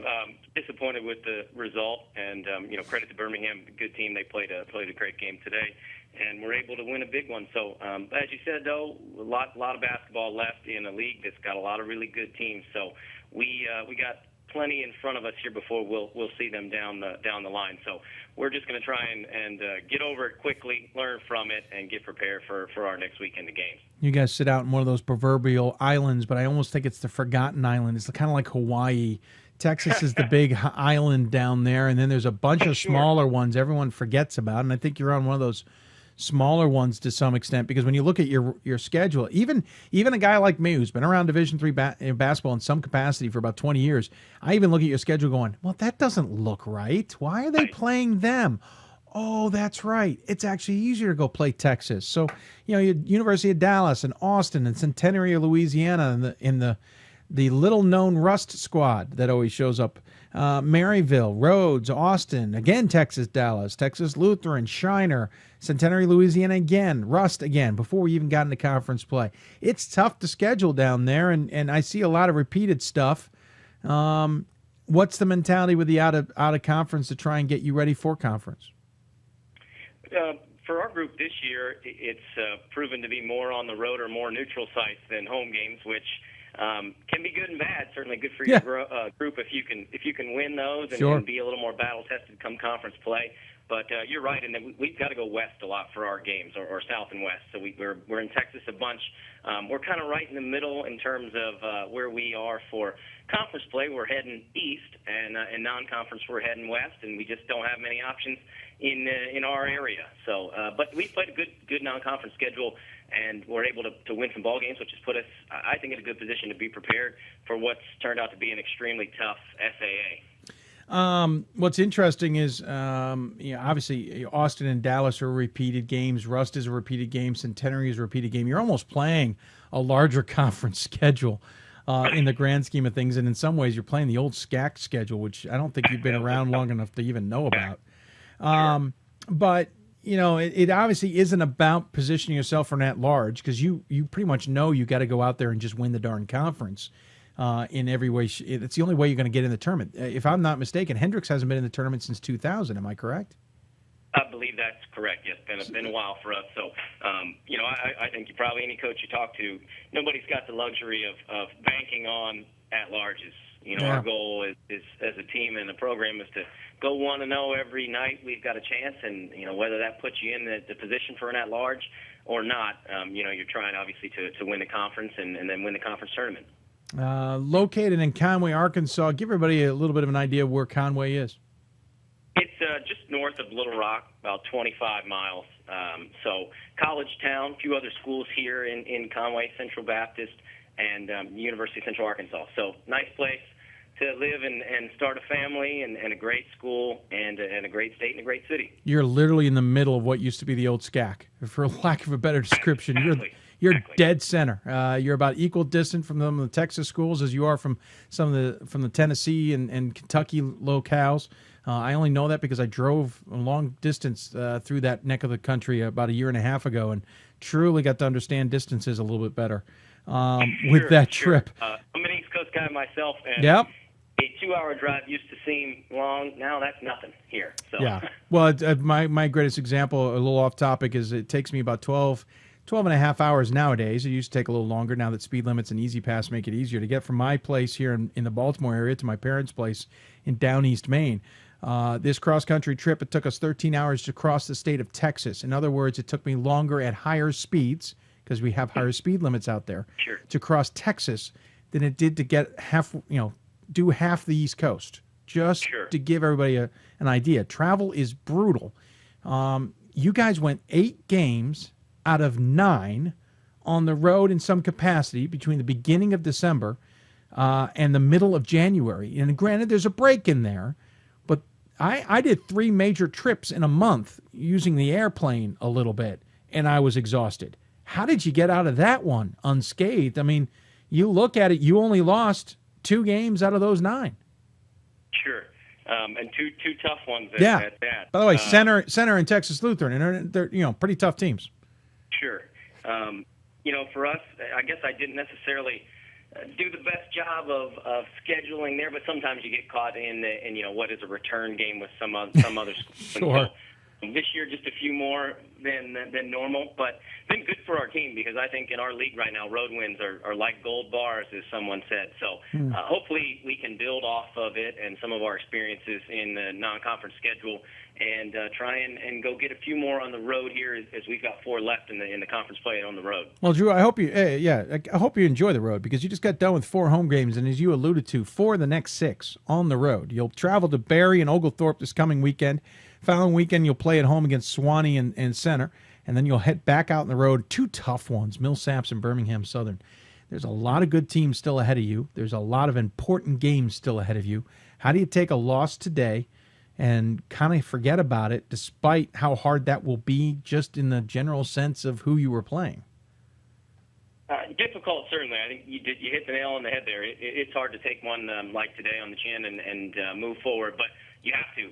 And in our league, nobody to overlook. All road games are very difficult, so we're just going to try and hopefully move past it and get prepared to go 1-0. I say that with the kids all the time, 1-0 in practice day after day, and then hopefully Friday night 1-0, and we'll regroup and see what can happen after that. Let's talk about your squad here. Always love going through the season, the overall box score, as it were, and looking at who's who. You're led by, I'm not going to even get this one correct, because Caitlin Crisell-Bigler. Bigler. Yeah, very nice. Nearly 18 points a game, 3.5 rebounds a game. She's your assist captain. I got to do the math here because that is a monstrous number. 4.5 per game. Sarah Dyslin. Dyslin, 16 points a game, 10 rebounds, almost 9 rebounds a game. Sarah, I apologize for butchering your last name there. She also shoots 62% from the floor. Both of those two players, very, very good free throw shooters. Heather Prose, 9.5 points a game and nearly 7 rebounds a game. Also shoots well from the floor at nearly 50%. Shoots about 68% from the free throw line. Just those three alone sounds like you've got a good nucleus and a dangerous group. We really do. We're fortunate to have a lot of weapons. Caitlin is a senior point guard, talented scorer and distributor. I think near the top of the league, if not at the top in both points and assists, which is not something that's common in leagues. And then the other two you mentioned are big presences for us in the post. Sarah's more of a physical 5, really good on the glass. Heather's a bit of a stretch 4, good athlete with some guard skill. And the three of them are really competitive kids, play very hard. But still, just a piece, and certainly a big piece of what we do. We've got a lot of other kids and a lot of weapons. We've had some games this year with not those three names that have come up big in big spots. So it's a fun group to coach, and certainly very lucky to have the kids that we have. Caitlin's a senior. The other two are sophomores. We also should mention there's a junior in the mix at 8 points a game, Anna King. She's a junior, I believe. So, I mean, yes, you're going to lose a really important point guard there in Caitlin, but you bring back a good nucleus. You're building very nicely here, are you not? Correct. Yeah, thanks, Dave. We are. This is certainly a special year, and every year is for our kids, and we've done a good job to this point. We'll worry about this season as it plays out. And then, we'll get prepared and try and continue to build on what we've done here recently and move forward. And we got a lot of kids coming back that will have experience as well. So we're excited about the future. And right now we're still obviously trying to take things one day at a time, one game at a time. Let's talk about you a little bit, because something that caught my eye was your resume. First off, because you played for one of my friends, Paige Moyer, down at Roanoke. Sure, yeah. If no one recognizes Drew's name, you probably should have, because he certainly led Roanoke to one of their more successful seasons in recent history. They're certainly having a good season this year as well. But I think the last time they had a season like this, you were on the squad, 2008. But what caught my eye was it looks like you first went to Mount St. Mary's in Emmitsburg, Maryland. Did you go to play at Mount St. Mary's? I did. I was a walk-on there I was at the school for 2 years as a freshman. I was a walk-on. I'm fortunate to get a little playing time and get in a handful of ball games there. And then as a redshirt my sophomore year, was able to become a better player before I transferred down to Roanoke and finish out my college career playing for Coach Moyer. Coach Moyer, that's a whole nother conversation. I'm sure we could spend hours Absolutely. on. Paige is, like I said, Paige is a good friend, but at the same time, we could talk for hours. Good. You're right. Maybe after the show. Yeah, maybe. But what attracted you? I mean, well, let me ask you this, because this is actually kind of related. First off, you've gone from men's basketball to women's basketball, not that uncommon. But are you, I can't tell from the numbers, I can't see it from what I'm watching. Are you taking a page out of Paige's book in the sense of the VMI idea, or are you on your own in sense of offense and such? I think we're a little different, although Coach has got the Maroons putting it up this year. Yeah, he does. We've been able to benefit from, again, I think we're a balanced attack. You talked about 2 post scorers. You talked about our leading scorer as a point guard. And then we've got a lot of other weapons sprinkled in here and there that can step up in certain games. So we do try and get out and play fast. If we can get the defensive stops to do it, we're trying to push the basketball. But When you have a senior point guard and you've got some other senior guards out there with presence inside, we're fortunate to have the capability to score and score in bunches. You certainly are doing well there. I want a quick note about Mount St. Mary's. You were not there at the time, but that's where one of the deans of basketball was for a long time, and Jim Phelan. Yes, sir. 830 some odd wins. I realize he probably didn't necessarily recruit you. I know when he retired, I was in the building when he did it. But I was just kind of wanted. Too. If I was there too. Oh, were you? Yeah, I grew up in Frederick. I'd been at a bunch of Okay. mountain games my whole life. Gotcha. Yeah, I was sitting in there completely in over my head with all the national media, but that's a whole other conversation. I worked local media at the time. So we got this Birmingham Southern game out of the way. Unfortunately, it's a loss. Puts a lot of pressure, obviously, on that last game on the 21st, but you got to play 5 games between now and then. So what's the message to the team when you walk into the locker room on Monday? We will try to just, get back to work and clean up some of the things that we needed to do better today. And even Friday night's game, we were fortunate to win one. We made some mistakes in that one too. So we'll just have to kind of keep our head down and nose to the grindstone and get better at some of the things we have room for improvement for. It is going to be a tough one on Friday at Berry. Tough place to play. Talented group, and there are no easy nights in our league. So the message will be just to kind of continue and do what we've been doing. We certainly have points of emphasis and keys for every game that stay fairly consistent. So, we'll try to clean up those areas and get better if we can this week. And later in the week, really get prepared for more specific stuff from Berry. Well, I'm looking forward to seeing how you guys do the rest of the way. I think it's going to be a fascinating race in the SAA, and obviously it all means a lot when you get to the tournament, too. I know you'd love to have it come through Hendrix, if at all possible. Otherwise, good luck the rest of the way. We always give the coach the final word. Any final thoughts you want to share with those who may be tuning in? No, I appreciate the time. Thank you. Certainly a lot of people that are deserving to be on the show, but very fortunate you guys had me on, and I'm glad I could talk about Hendrix and the SAA. Great league. Great school, great kids that I coach, and thanks for all your hard work with Division III. Absolutely. Thank you for the kind words. Good luck. I'm very impressed with how you've turned the program around, that's for sure. I loved seeing them in the mix here, despite, a loss is a loss, as they say, and we're looking forward to seeing how you do the rest of the last 6 here, all right? Thanks, Dave. I appreciate the time. Take care, Drew.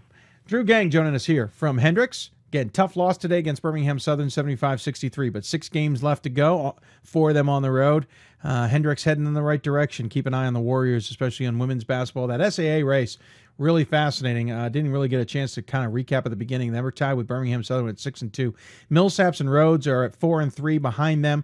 Then it's Sewanee, Oglethorpe, and Center at 3-5. Berry at 2-6. The worst overall record is Center at 5-14. Everybody else has got 8 or more wins. Now, granted, it's different because of where they are located, that some of those schedules are all over the place. But SAA, worth watching. See how that one finishes out the rest of the season. Got to take a break. When we come back, we'll go from Arkansas to Connecticut. It's a bit of a hike, but we can pull it off. Wesleyan coming up. Joe Reilly, men's basketball coach. You're listening to Hoopsville, presented by D3Hoops.com. From the WBCA NABC studios. More Hoopsville right after this. I did receive a non-athletic scholarship upon entering school. I got the presidential scholarship, which was huge for me. I think there's more opportunities for academic scholarships in Division III. I did receive academic scholarships. Just being involved on campus, being a leader, all those things combined kind of get me recognized. It's a great experience for me.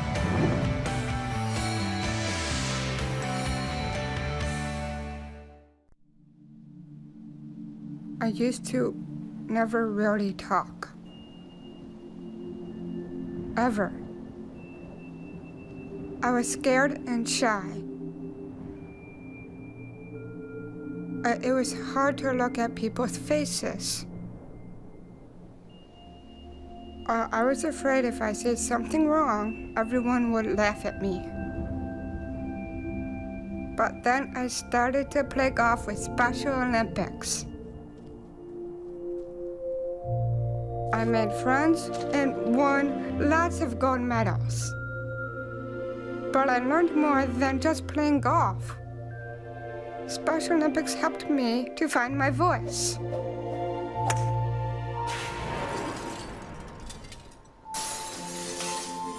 And now everyone else is speechless. College basketball lives in Kansas City at the College Basketball Experience at Sprint Center. The College Basketball Experience is the place to get your game on. It's not a museum, it's an experience you won't forget. Discover the history of the game in the National Collegiate Basketball Hall of Fame, featuring the Gallery of Honor, Mentor Circle, and Honor Theater. Suit up in the latest CBE logoed Nike gear at the CBE Hoop Shop. Elevate your game today and visit the house that college basketball built. Welcome back to Hoopsville, presented by D3Hoops.com from the WBCA NABC studios. Of course, you can always interact with us, ask us questions, or just follow us along on social media. You can do it on Twitter at D3Hoopsville or using the hashtag Hoopsville. Do it on Facebook at Facebook.com/Hoopsville. And, of course, you can always email us, Hoopsville at D3Hoops.com. All that information scrolling at the bottom of your screen. Don't want you to forget about the Hoopsville fundraiser, which is up and running as well. We've mentioned that a few times during the show. Obviously, we'll make a bigger deal about it coming up on Thursday. It runs for the rest of for the next 4 weeks. If you feel like contributing, if for some reason the perk that you're interested in getting is no longer available, that's a good thing. But we'll try and make some other perks available down the road as well. We appreciate you considering us in any way, shape, and form that you can, even if it's just passing it along. Talked a lot about men's and women's basketball. We've been alternating a little bit. We're going to alternate back to men's basketball now, coming from Arkansas. We're heading up in the Northeast. Haven't talked Northeast basketball as of yet on this show, at least not since the beginning. NESCAC's always interesting to watch on the men's side and the women's side, but especially this year on the men's side. It's a bit of a crowded field. Amherst leading the way at 5-1, along with Trinity of Connecticut in conference. Of course, Amherst is 16-3, Trinity's 14-6. This, I should mention, this is as we tape, in case any games are taking place here on Sunday. We're taping this interview earlier in the day. Tufts is 5-2, Middlebury 4-2, Wesleyan 4-3. They all have above 500 records, and so does Williams and Connecticut College. So Williams is 3-3, and Connecticut College 3-4 in conference play. Bowdoin's got an above 500 record, 2-4 in conference. Colby is 12-7 overall, yet they're 1-5 in conference play. Hamilton 10-9 overall, 1-5 in conference play. There's actually only one team with a below 500 overall record, and that is Bates at 9-10. It's a crowded field in the NESCAC. Of course, they only play one single game, but that doesn't mean there isn't a second round of games worth talking about. And so, with that in mind and knowing everything that is on the line, we wanted to talk to one of the newer ranked teams in the top 25. Most likely will stay there next week as well, and that's the Wesleyan Cardinals. Team is, as we mentioned, 16-4 overall, 4-3 in conference play, and do own a rather impressive thumping of Amherst, but we'll talk about the ramifications of that because it wasn't necessarily for the NESCAC. It all plays out. It all makes sense by the time we're done. Talking to our guest, Joe Reilly, who joins us on the Hoopsville hotline. Joe, welcome to Hoopsville, sir. Thank you. 16-4. I'm pretty good mark there, to say the least. Obviously, you guys won like 10 or 11 in a row there early in the season before running into conference action. We'll talk about that in a bit. But, there were high expectations coming in after the season you guys had last year, winning the NESCAC as a 7 seed and getting into the NCAA tournament, nearly getting to the second round as well. Unfortunately, running into a buzzsaw named Skidmore. How's the season shaped up from your point of view, though? It's been a lot of fun. It's new territory for the Wesleyan Cardinals, yeah. having a little bit of a target on our back, being the defending NESCAC champs. And, we lost some great leadership with 3 seniors last year, but we had a good core of guys coming back. Yeah. But it's a brand new season with big expectations, and it's been a challenge. We're really making an effort not to try to recreate last year, but kind of forge a new path this year. Sure. Well, no one wants to recreate trying to win the conference from the 7 seed, Coach. Right.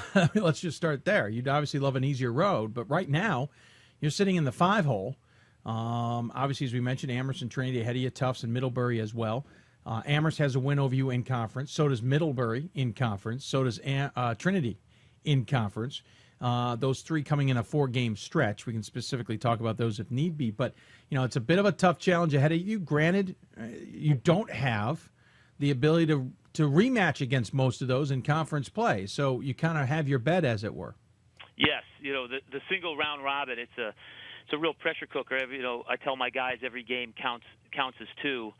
This weekend we had a good win yesterday over Connecticut College, and it feels like it's 2 because we came in tied with the same record, and now we knew going into that game that the loser would actually have to win 2 games to get ahead of you in a tiebreaker. And when you get to the end of the year, there's just not a lot of games left on the schedule. No, that's the truth.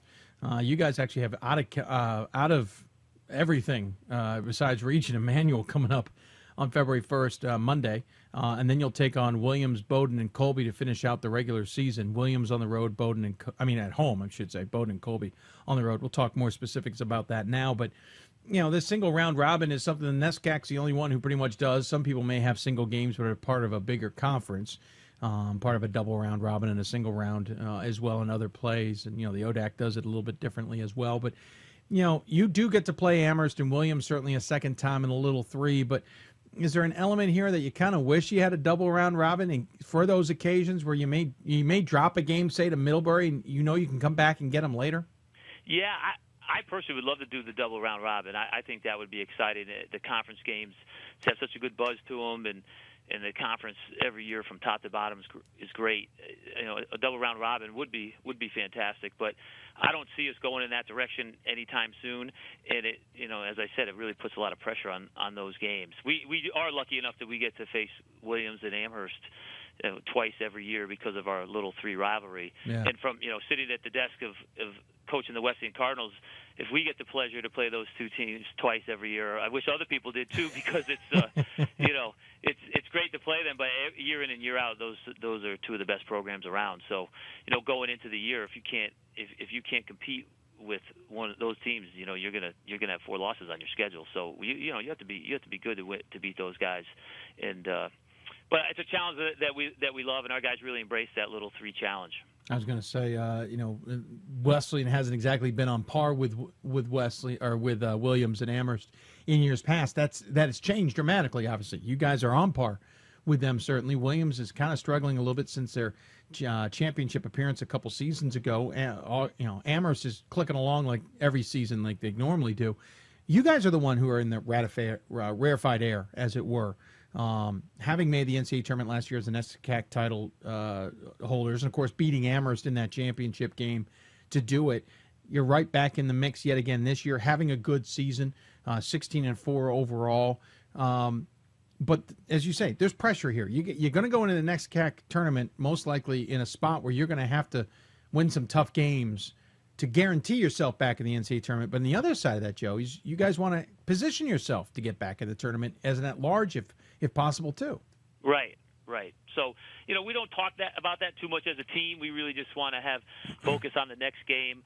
But, our guys are smart enough. They're looking at the standings, and they know. And I think that it's a good reminder for them that every game matters, and you get dinged one more time. It could have drastic effects on how your postseason chances play out.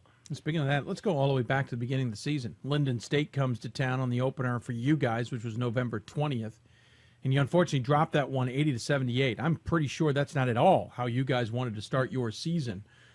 You rallied from that, obviously won all the way until January 8th and just kept on winning. But how much did that first loss kind of derail you guys, or at least kind of take you off guard a little bit and force you guys to reevaluate some things?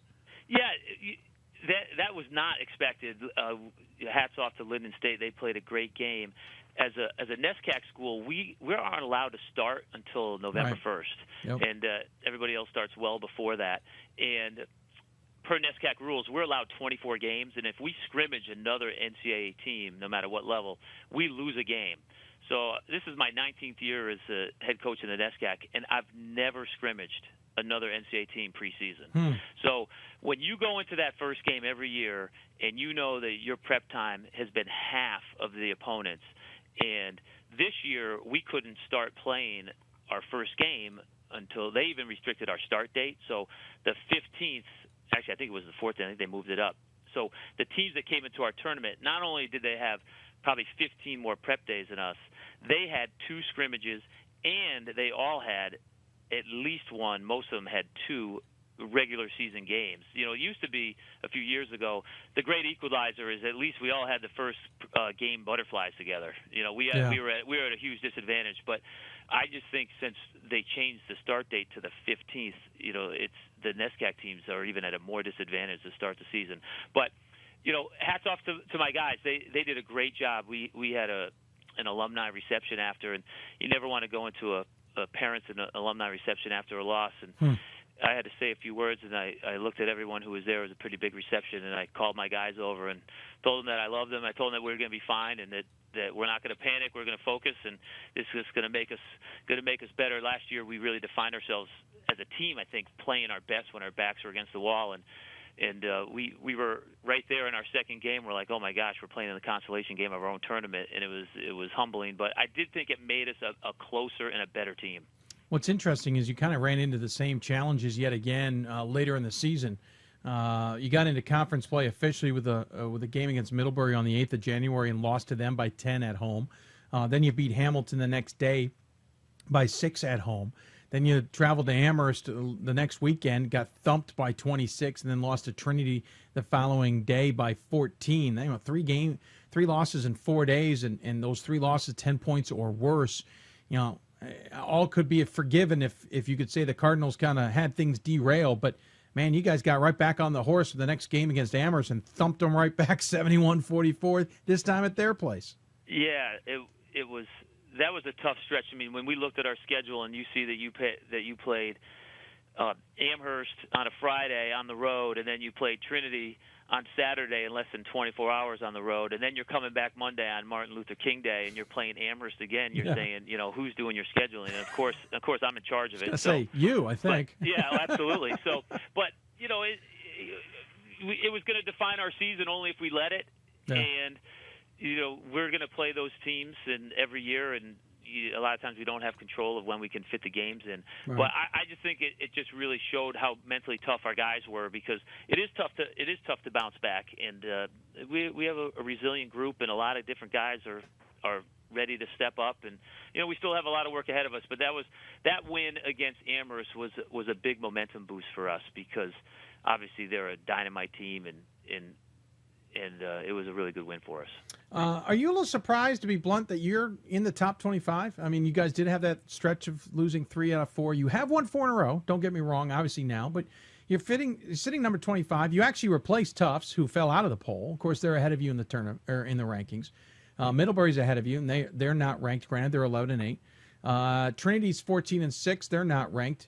Amherst is certainly up there, but they've fallen a little bit. They're 14th. I'm just curious, was the ranking maybe expected, certainly hoped for, or was it a little bit of a surprise? I don't think it was a surprise. I think the way the mindset of my players, I think they feel like they've belonged there the whole time. Sure. But it's gratifying. But we understand that this weekend it can't be a distraction. I mean, Conn College came in, and they're well coached, and they have a lot of talent, and you have to play great to win any college basketball game, whether it's at home or on the road, particularly a conference game. So I wouldn't say that we're surprised, but we understand that we're only as good as our next game. So I think our guys are pretty grounded and focused and know that our work's not done yet. Interesting enough, your next game is out of conference in region against Emmanuel on Monday. You'll take them on before then taking on Williams on the 5th. Then you take a week off before you take on Bowdoin and Colby to finish off the regular season. Just Emmanuel in general, 4-14 squad. Certainly one that you can overlook, but this kind of reminds me of a little bit of a Linden State.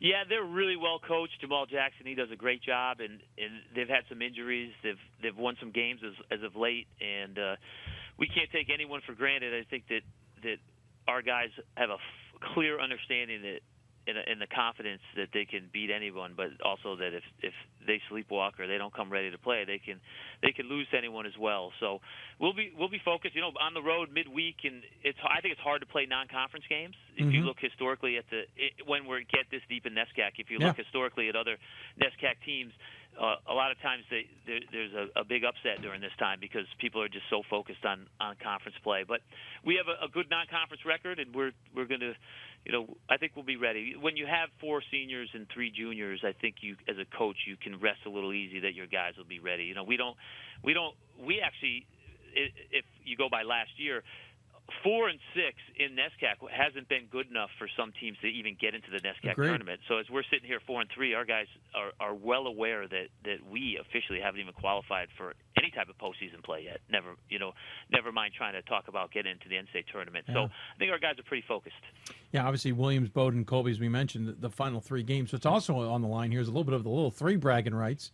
While the Amherst game that you lost counted towards NESCAC, which hurts, at least the one you won counts towards a little bit of the pride, as it were, in there. You've got that Williams game coming up, which will count towards a little 3 as well. But, NESCAC's one thing, but I've gotten to appreciate the Williams, Amherst, Wesleyan little 3 bragging rights a bit there as well. And it's not a bad consolation prize if you can get that one.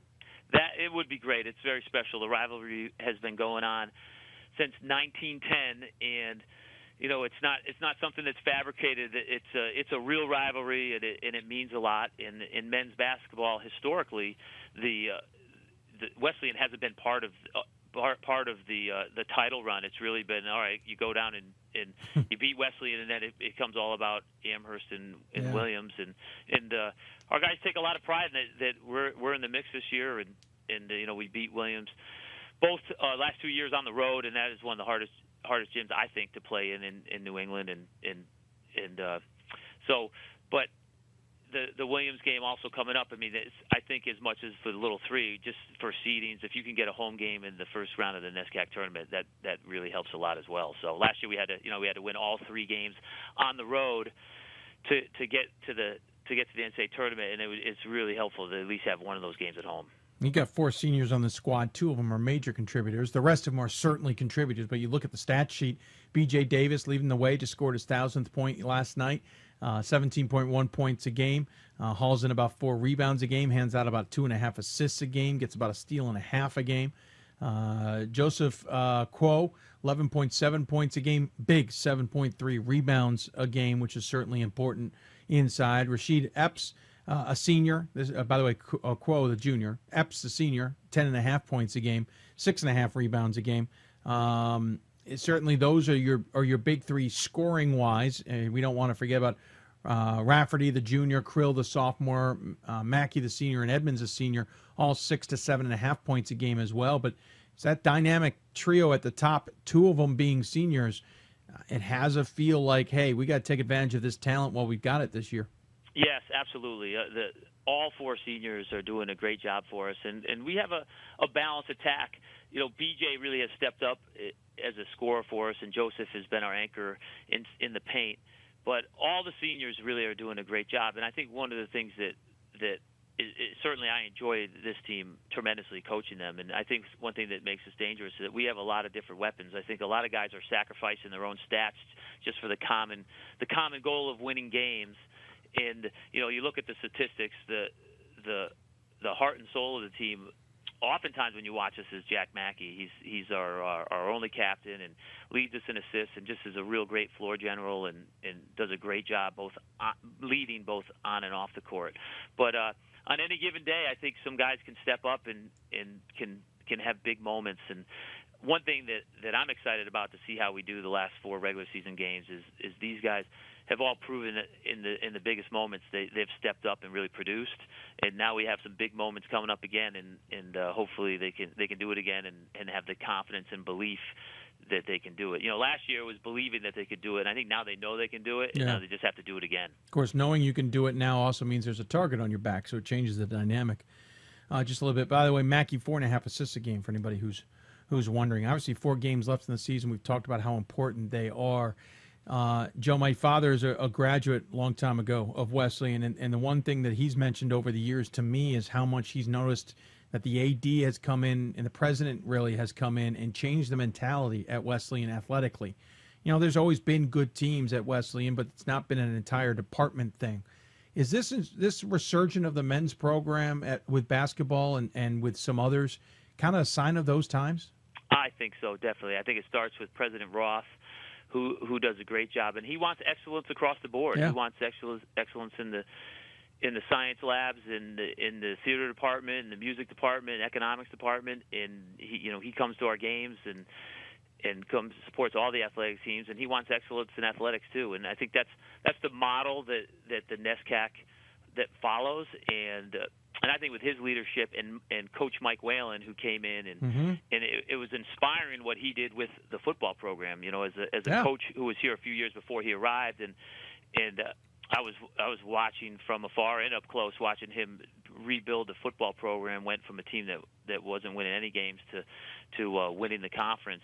It really energized. I think it energized the department. It certainly energized me. And he has stepped away from football. Now he's focused just on being the athletic director, and he's done a great job. And there has been a lot of success. Football has done really well. Baseball has done excellent. And so it's been fun. It's been fun to be here and be part of that. Of course, you're a NESCAC boy in all senses of the word. You're Trinity grad, coached at Bates for a number of years. Now you've been at Wesleyan in your 8th season. You've gotten to know this conference quite a bit. How much has changed with it? Wow, yeah. So when I played, and it was a long time ago, we had a great team when I was at Trinity. It was a lot of fun, and the conference was very good, but we weren't able to go to the NCAA tournament. Right. And the biggest change that I've seen is that once the NESCAC was open up to the NCAA tournament, I think it really increased the pool of really good basketball players that were going to go into the NESCAC. And I think the talent level now in the NESCAC is as good as it's ever been. I really do. And I think also with a lot of the academic camps popping up and the Ivy League prospect camps and the recruiting, I just think that you look at the rosters now, and I think back when I first started coaching, there were good players from out of region, but it wasn't anywhere close to how it is today, where you look at the rosters and man, they're players from all over. I think it was mostly dominated by the New England prep school scene, and now it's just really expanded. And the New England prep school basketball is fantastic, but it's still represented greatly on the rosters, but you look and there's just a lot of geographic diversity now, and I think more so than there was 15, 20 years ago. Completely agree with on that one. I'm assuming, since this is my first chance to talk truly with a NESCAC men's team this year, knowing what's going on at Michigan, I'm assuming you all are glad Duncan Robinson transferred. Oh, we're happy for him. Yeah, so we're happy for him. Harry Rafferty, our junior, he was his teammate at Phillips Exeter, and so I know Duncan well, and I followed his season very closely when he was at William, just because they're really close friends. Yeah. And then when he made that move, if I'm not getting the updates directly by following him, Harry's doing a good job of keeping me updated. But yeah, it's great for Division III basketball, sure. And I think it's great for the NESCAC, and most importantly, it's just great for Duncan. He's doing great, and I think all of us in the NESCAC are proud of what he's doing. I'm just glad. I'm sure you're saving yourself some sleep, not having to do scouting reports, knowing Duncan's on the other side of your court. Well, I watched Harry and Duncan win the prep school New England championship, and I'm watching the game, and I'm like, I really have to coach against that guy. Now, like in the single round robin, if I was at Bates, I'd only have to, It's true. You don't have to play him once. Play him once, and then you'd be happy to be in postseason playing him. But he's a special player, and even a better person. Absolutely. We're looking forward to possibly having him on the show coming up on the marathon. Yeah, you heard that here, folks. Coming up on the marathon Thursday, we're hoping to have Duncan Robinson on the show. Well, Joe, I appreciate you taking the time out of your busy Sunday to join us here on the show and talk about the Cardinals. Obviously, you've recovered from that 3 out of 4 stretch with 4 straight wins with big 4 games coming up. I know you're vying to get into that tournament, and I'll let you get back to preparing for that. But as always, we give the coach the final word. Any final thoughts you want to share with those who may be tuning in? I'm just looking forward to a great end of the season, and I'm an avid Division III follower. Obviously, I'm following all the scores, and I just think that there's so many great teams out there, not only in New England, but throughout the country, and it's all coming down, and it come down to just 1 or 2 possessions here. But it's going to be a lot of fun, and I'm glad that Wesleyan has a chance to be in the mix. Absolutely, glad to see you in the mix as well. Good luck the rest of the way. We'll talk to you soon, I'm sure. Great, thank you. Joe Reilly joining us here on the Hoopsville Hotline. Again, the team is 16-4, Cardinals 4-3 in conference, playing non-conference Emmanuel coming up on Monday. before going back into the finish with the NESCAC Final Three. Remember, NESCAC finishes a weekend earlier than everybody. They'll take a week, play the tournament, then take another week and finish the tournament. They'll play Williams on the road later this week. They got Bowdoin and Colby on the road to finish it off on Valentine's President's Day weekend. When we come back, we'll wrap up Hoopsville, talk a little bit more about the fundraiser and plenty more about Thursday's marathon show. No, I don't have a ton of details as to who we have on the show yet. We're still working on those, but we'll talk about the show and what you can expect from Thursday's marathon. I can promise you this, there's no blizzard that's going to delay things, so we'll be on the air Thursday. You're listening to Hoops Hope, presented by D3Hoops.com from the WBCA NABC studios. More Hoopsville right after this. With every basket and every stop, the skill of elite student athletes will be on display. The sights, the sounds, the intensity of an NCAA championship. It all comes down to this moment, and the winner takes it all. Be there to share the experience with your family and friends. The 2016 NCAA Division III Men's Basketball Championship, March 18th and 19th at Salem Civic Center in Salem, Virginia. Visit ncaa.com/tickets to score your championship seats today. I'm a current Division III student athlete, and I remember how intimidating the first year of college can be. So if you're a first-year student athlete and nervous about coming out as LGBTQ, I pledge to stand by your side as your ally. If you can play Division III.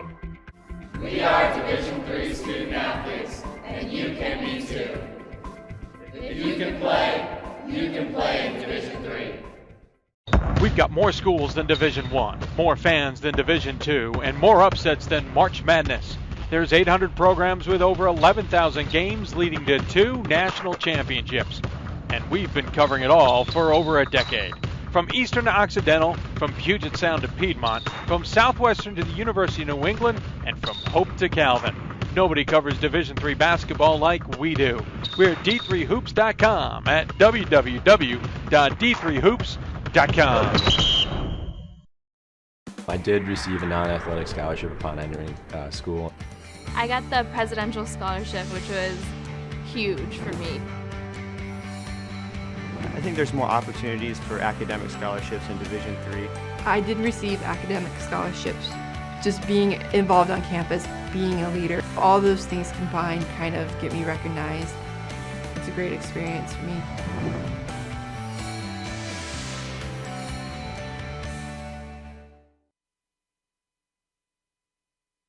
Welcome back to Hoopsville, everybody.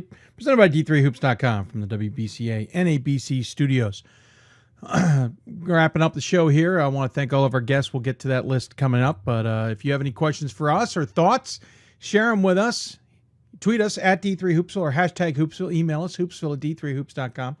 Join us on Facebook, facebook.com/Hoopsville. Had a couple questions so far, and so let me get to some of them. First one that we got was about Jordan Resendez at Mass Dartmouth. The senior scored 58 of his team's 88 points in an 88-83 win over Plymouth State on the road in Little East Conference play. Jordan, the only senior on the squad, broke the single-game scoring record, which I believe he had set. He had last season on February 21st when he scored 51 against Keene State. He's leading the team at 30 points a game, 6 rebounds a game. There's a freshman in Nick Portalance at 15 points a game, basically, and 7 rebounds a game. By the way, Jordan also handing out 6.5 assists a game, though he only had 3 assists to lead the team in this game. Hey, listen, very great effort by Jordan. My question would be, they're 11-8 overall. They're now, 4-5 in conference action. This is a young team with a lot of juniors. I'm wondering if Jordan's putting a little too much on his own shoulders. I know he's the only senior on this squad and certainly wants to go out with a bang, but and obviously he dishes it often with 6.5 assists a game, which is a great number, but he puts up 58 and only has 3 assists. It tells me nobody else is assisting him, meaning if he puts up 58 points, he's doing it by himself. You would hope that Portland's the center, John Robinson, Abby Akani, Jaleel Moise, I hope I'm saying your names correctly, are guys who can step up a little bit more and help out, or this season's going to end quickly for Jordan in the Little East tournament.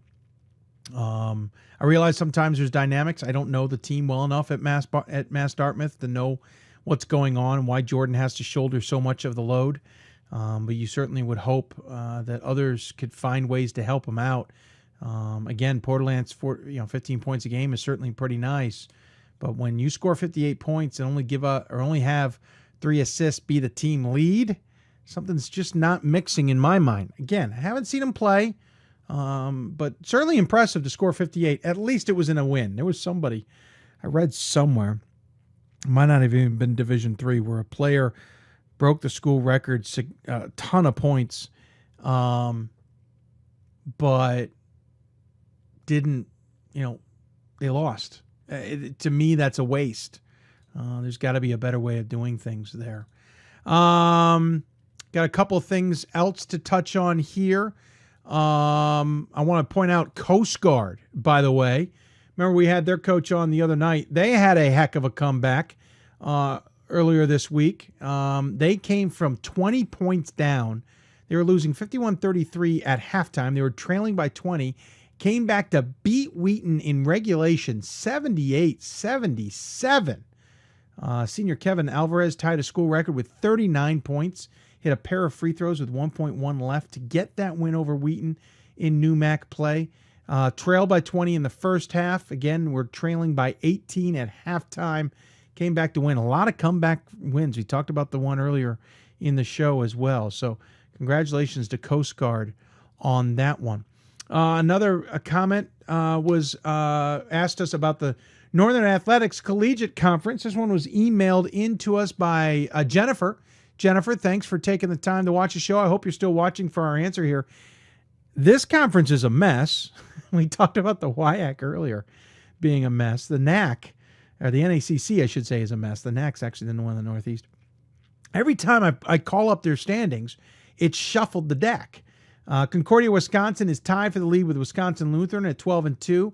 Concordia is 15-4. Wisconsin Lutheran's 14-5. Milwaukee Engineering, MSOE, is 13-6, along with Benedictine, but MOSOE is 11-3. Benedictine's 10-4. They're tied with Aurora, who's 10-4, who's 11-8 overall. Lakeland's in the mix at 9-5. They're only 3 games back, so that's 6 teams within 3 games at the top, all with above 500 records, with Lakeland at 10-9. It's a mess. I can tell you this much. We're going to try and get somebody on from their women's program, most likely, to be a part of the Thursday craziness, the marathon show. The problem with this is I got to pick somebody. That ain't so easy, as they say.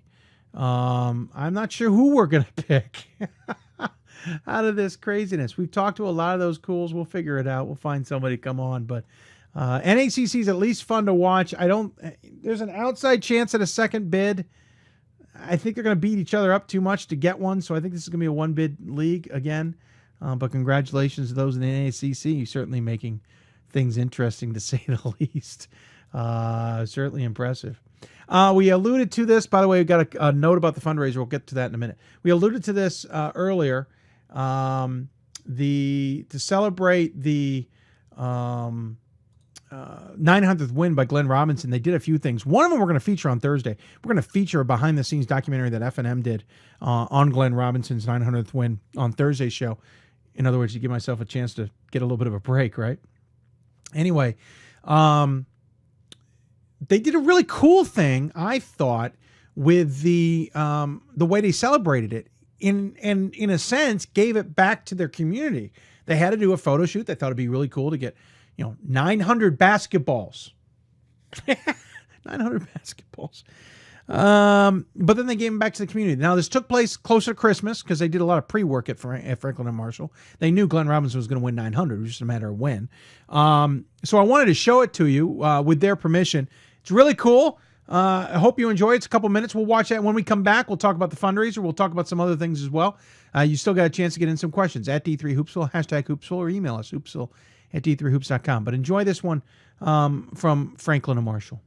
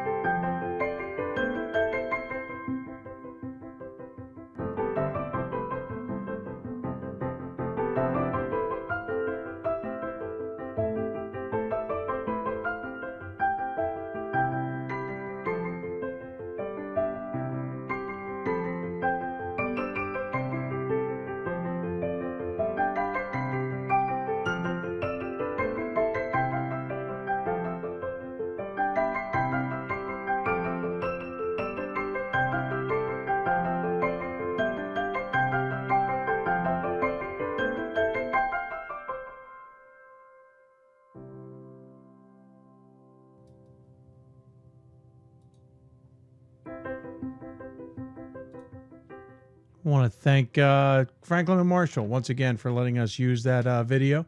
We'll feature a great documentary they did on Glenn Robinson's 900th win coming up on Thursday's Hoopsville Marathon Show. But how about that? 900 basketballs for a photo shoot to commemorate it. And then the men's and women's basketball teams went out in the community, went to the schools, and donated the balls to them. That's a pretty cool YD3 moment, to say the least. Obviously, a lot of schools can do those things. I just thought that one was worth recognizing. Congratulations to Franklin and Marshall.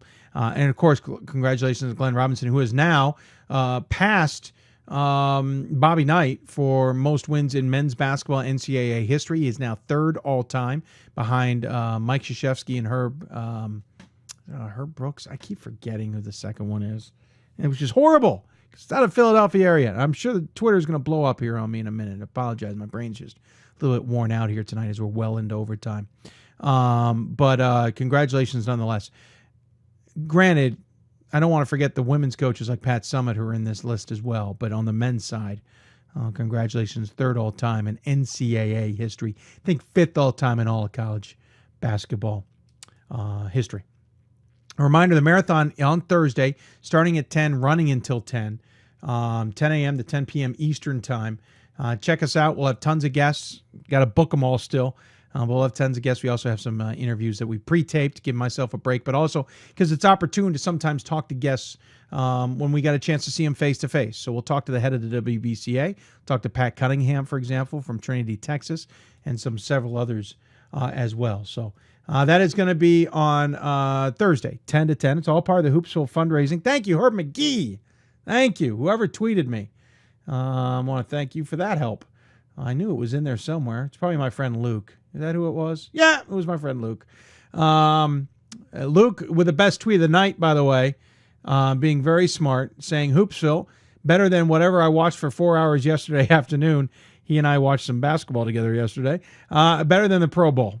You're right. Hoopsville's better than the 4 hours that we watched, which is better than the Pro Bowl. He didn't throw in the NHL All-Star game, which I didn't get a chance to see tonight, but nonetheless, pretty good across the board. So again, the marathon is 10 to 10 on Thursday. We'll be putting up the show page shortly. You can start checking out the guest list on there to see who's when and where, and we'll try and put times in there of roughly when they're going to be appearing. We'll also get some stalwarts of Division III back from our Hoopsville coverage of past, get some regional coaches in here. We'll get to coaches we don't talk to all that often. It's a fun show. It's also part of the Hoopsville fundraising page. We sent out a tweet a little while ago asking who would be the first ones to donate to the Hoopsville fundraising project, and I'm proud to say some people have. We've gotten a couple backers already, apparently 4. I've only gotten 2 emails. But I want to thank all of them, including a big one. Let's see here. Don't know if I can say who that is, so we're going to hold off tight on that. But the donations are in. We're off and running now officially here on the Hoopsville fundraising project. We've got 4 weeks to get this done. The number, you'll see our goal. Our goal isn't exactly where we have to stop. We'll take plenty more in if we have to, and we'll certainly appreciate it if you do. If you just want to share this and not contribute, that's completely fine. Let us know. But appreciate those who've already gotten off the ball and running on the Hoopsville fundraiser. Appreciate you taking the time to feel that we're worthy enough to give to. I thank you very much. So yeah, that's 2. I think I only got 2 emails, but there were 4 contributions. Nope, there come the other 2 contributions. So I want to thank you all. There are perks on there. If you choose the right one, you can get a T-shirt from us. At least we're either going to go short sleeve or long sleeve. I haven't worked with my guy yet to figure out exactly what that gift is, and that gift could change too after that fact. But that's kind of what we're aiming at. We've given T-shirts away to certain people the last, certain donations the last few years. We were thinking about switching to a long sleeve shirt maybe this year. I don't know. I got to talk to my guy to see what we can do. I'm not sure what the options are, but look for that down the road, possibly as well. There was something else I was gonna tackle here. Obviously, Top 25 comes out tomorrow. I've got my ballot to pick. 4 weeks until the end of the season. I swear there was something else that had come up, and I'm double checking my email. I don't see anything there. But let's at least thank our guests who appeared on tonight's show.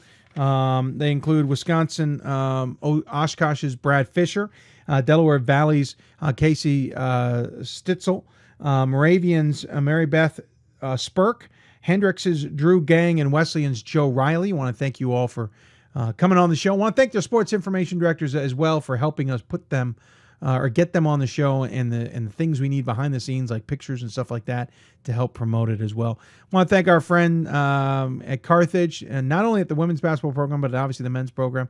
Women's basketball, though, sent us this polo a year or two ago. One of my favorite polos. Hadn't had a chance to wear it. I enjoy wearing school polos on the show. I think it's fun to do. Sometimes T-shirts. If you want one, send one to us. One of the perks on the fundraiser is to get us to wear a school shirt and interview a men's or women's coach from that school. So if you can take advantage of that, go for it. So lots of ways to be involved with here on the show. I want to thank our friends at Carthage for who've always been friends of the show over the years. Double checking, making sure I don't have any other messages or anything from anywhere else hiding. Sometimes they hide on me. Don't see anything off the top of my head, but I want to thank you all for tuning in. Thank our guests for coming on. Remember, Thursday, 10 a.m. to 10 p.m. And then Sunday, I forgot to mention this. Sunday, our show will not be at 7 p.m. due to this thing called the Super Bowl. We will go on earlier in the day. Usually it's a 1 or 2 o'clock show so that we can do some, make sure we cover Division IIIs. Obviously, there's a lot going on, but at the same time, giving everybody a chance to obviously watch the show, the Super Bowl. We do have some background work to work on. We'll be moving some signs around and stuff to get ready for Thursday. Look for that special gift from Sean Cavanaugh coming up here as well. We mentioned it on the last show. Lovely gift from them, and we're looking forward to hanging it behind us. Again, thanks to Oshkosh, Delaware Valley, Moravian, Hendrix, and Wesleyan for being on the show. Appreciate them taking the time. I was going to double check scores from today to see. We mentioned Chicago on the men's side had a rough weekend, losing 2. They lost to Rochester today by 8. Texas Lutheran lost today. That's a big one. Centenary, Louisiana beat them 87-82. So number 21 Texas Lutheran may pop out of the top 25 to be blunt. NYU beat Case Western Reserve 100-82. Brandeis beat Carnegie Mellon 81-67. Emory beat Wash U. Colorado College needed overtime to get past Southwestern. That's a significant score there. Needed 86-73, but in overtime. Southwestern, a pesky team. Remember, we had their coach on. LaGrange beat Averett 94-87. That's a big result. Sewanee got another big win over Berry, 80-65. I'm not going to read all the scores I see in front of me, but I'm just picking out the ones. Oglethorpe beat Center 72-63. That's on the men's side. We mentioned on the women's side that Hendrix lost to Birmingham Southern. Other scores: Chicago beat Rochester. Rochester men may have had a good weekend. Rochester women did not. Lost 2 games this weekend. NYU beat Case Western Reserve. WashU beat Emory. What else we got on here? Berry beat Sewanee. Interesting score. Piedmont beat Mary Baldwin 129-29. Interesting score there, especially in women's basketball. Don't tend to see a score run up like that, but Piedmont beat Mary Baldwin 129-29. Reminds me of a couple Division III hockey scores I saw over the weekend, but it had more to do with the opponent, the one who couldn't put any points on than it had to do. So I'm not sure what happened there. Other scores, nothing else really jumping out at me of significance. We did mention that, who was it? Trinity had lost yesterday, but I don't think they played today. But no surprise, they lost to Austin yesterday. So that's going to do it for us here on the show. Appreciate you taking the time of joining us. Appreciate our fans coming on, and appreciate our coaches for appearing as well. Thank you for emailing us questions that you may have had. Certainly appreciate that as well. Again, we'll be back on the air Thursday at 7 o'clock, or at 10 o'clock. 7 o'clock Pacific time is what I'm trying to say. And so I hope you'll enjoy us as well as we look to cover Division III in the craziest way possible. And that for us is by doing a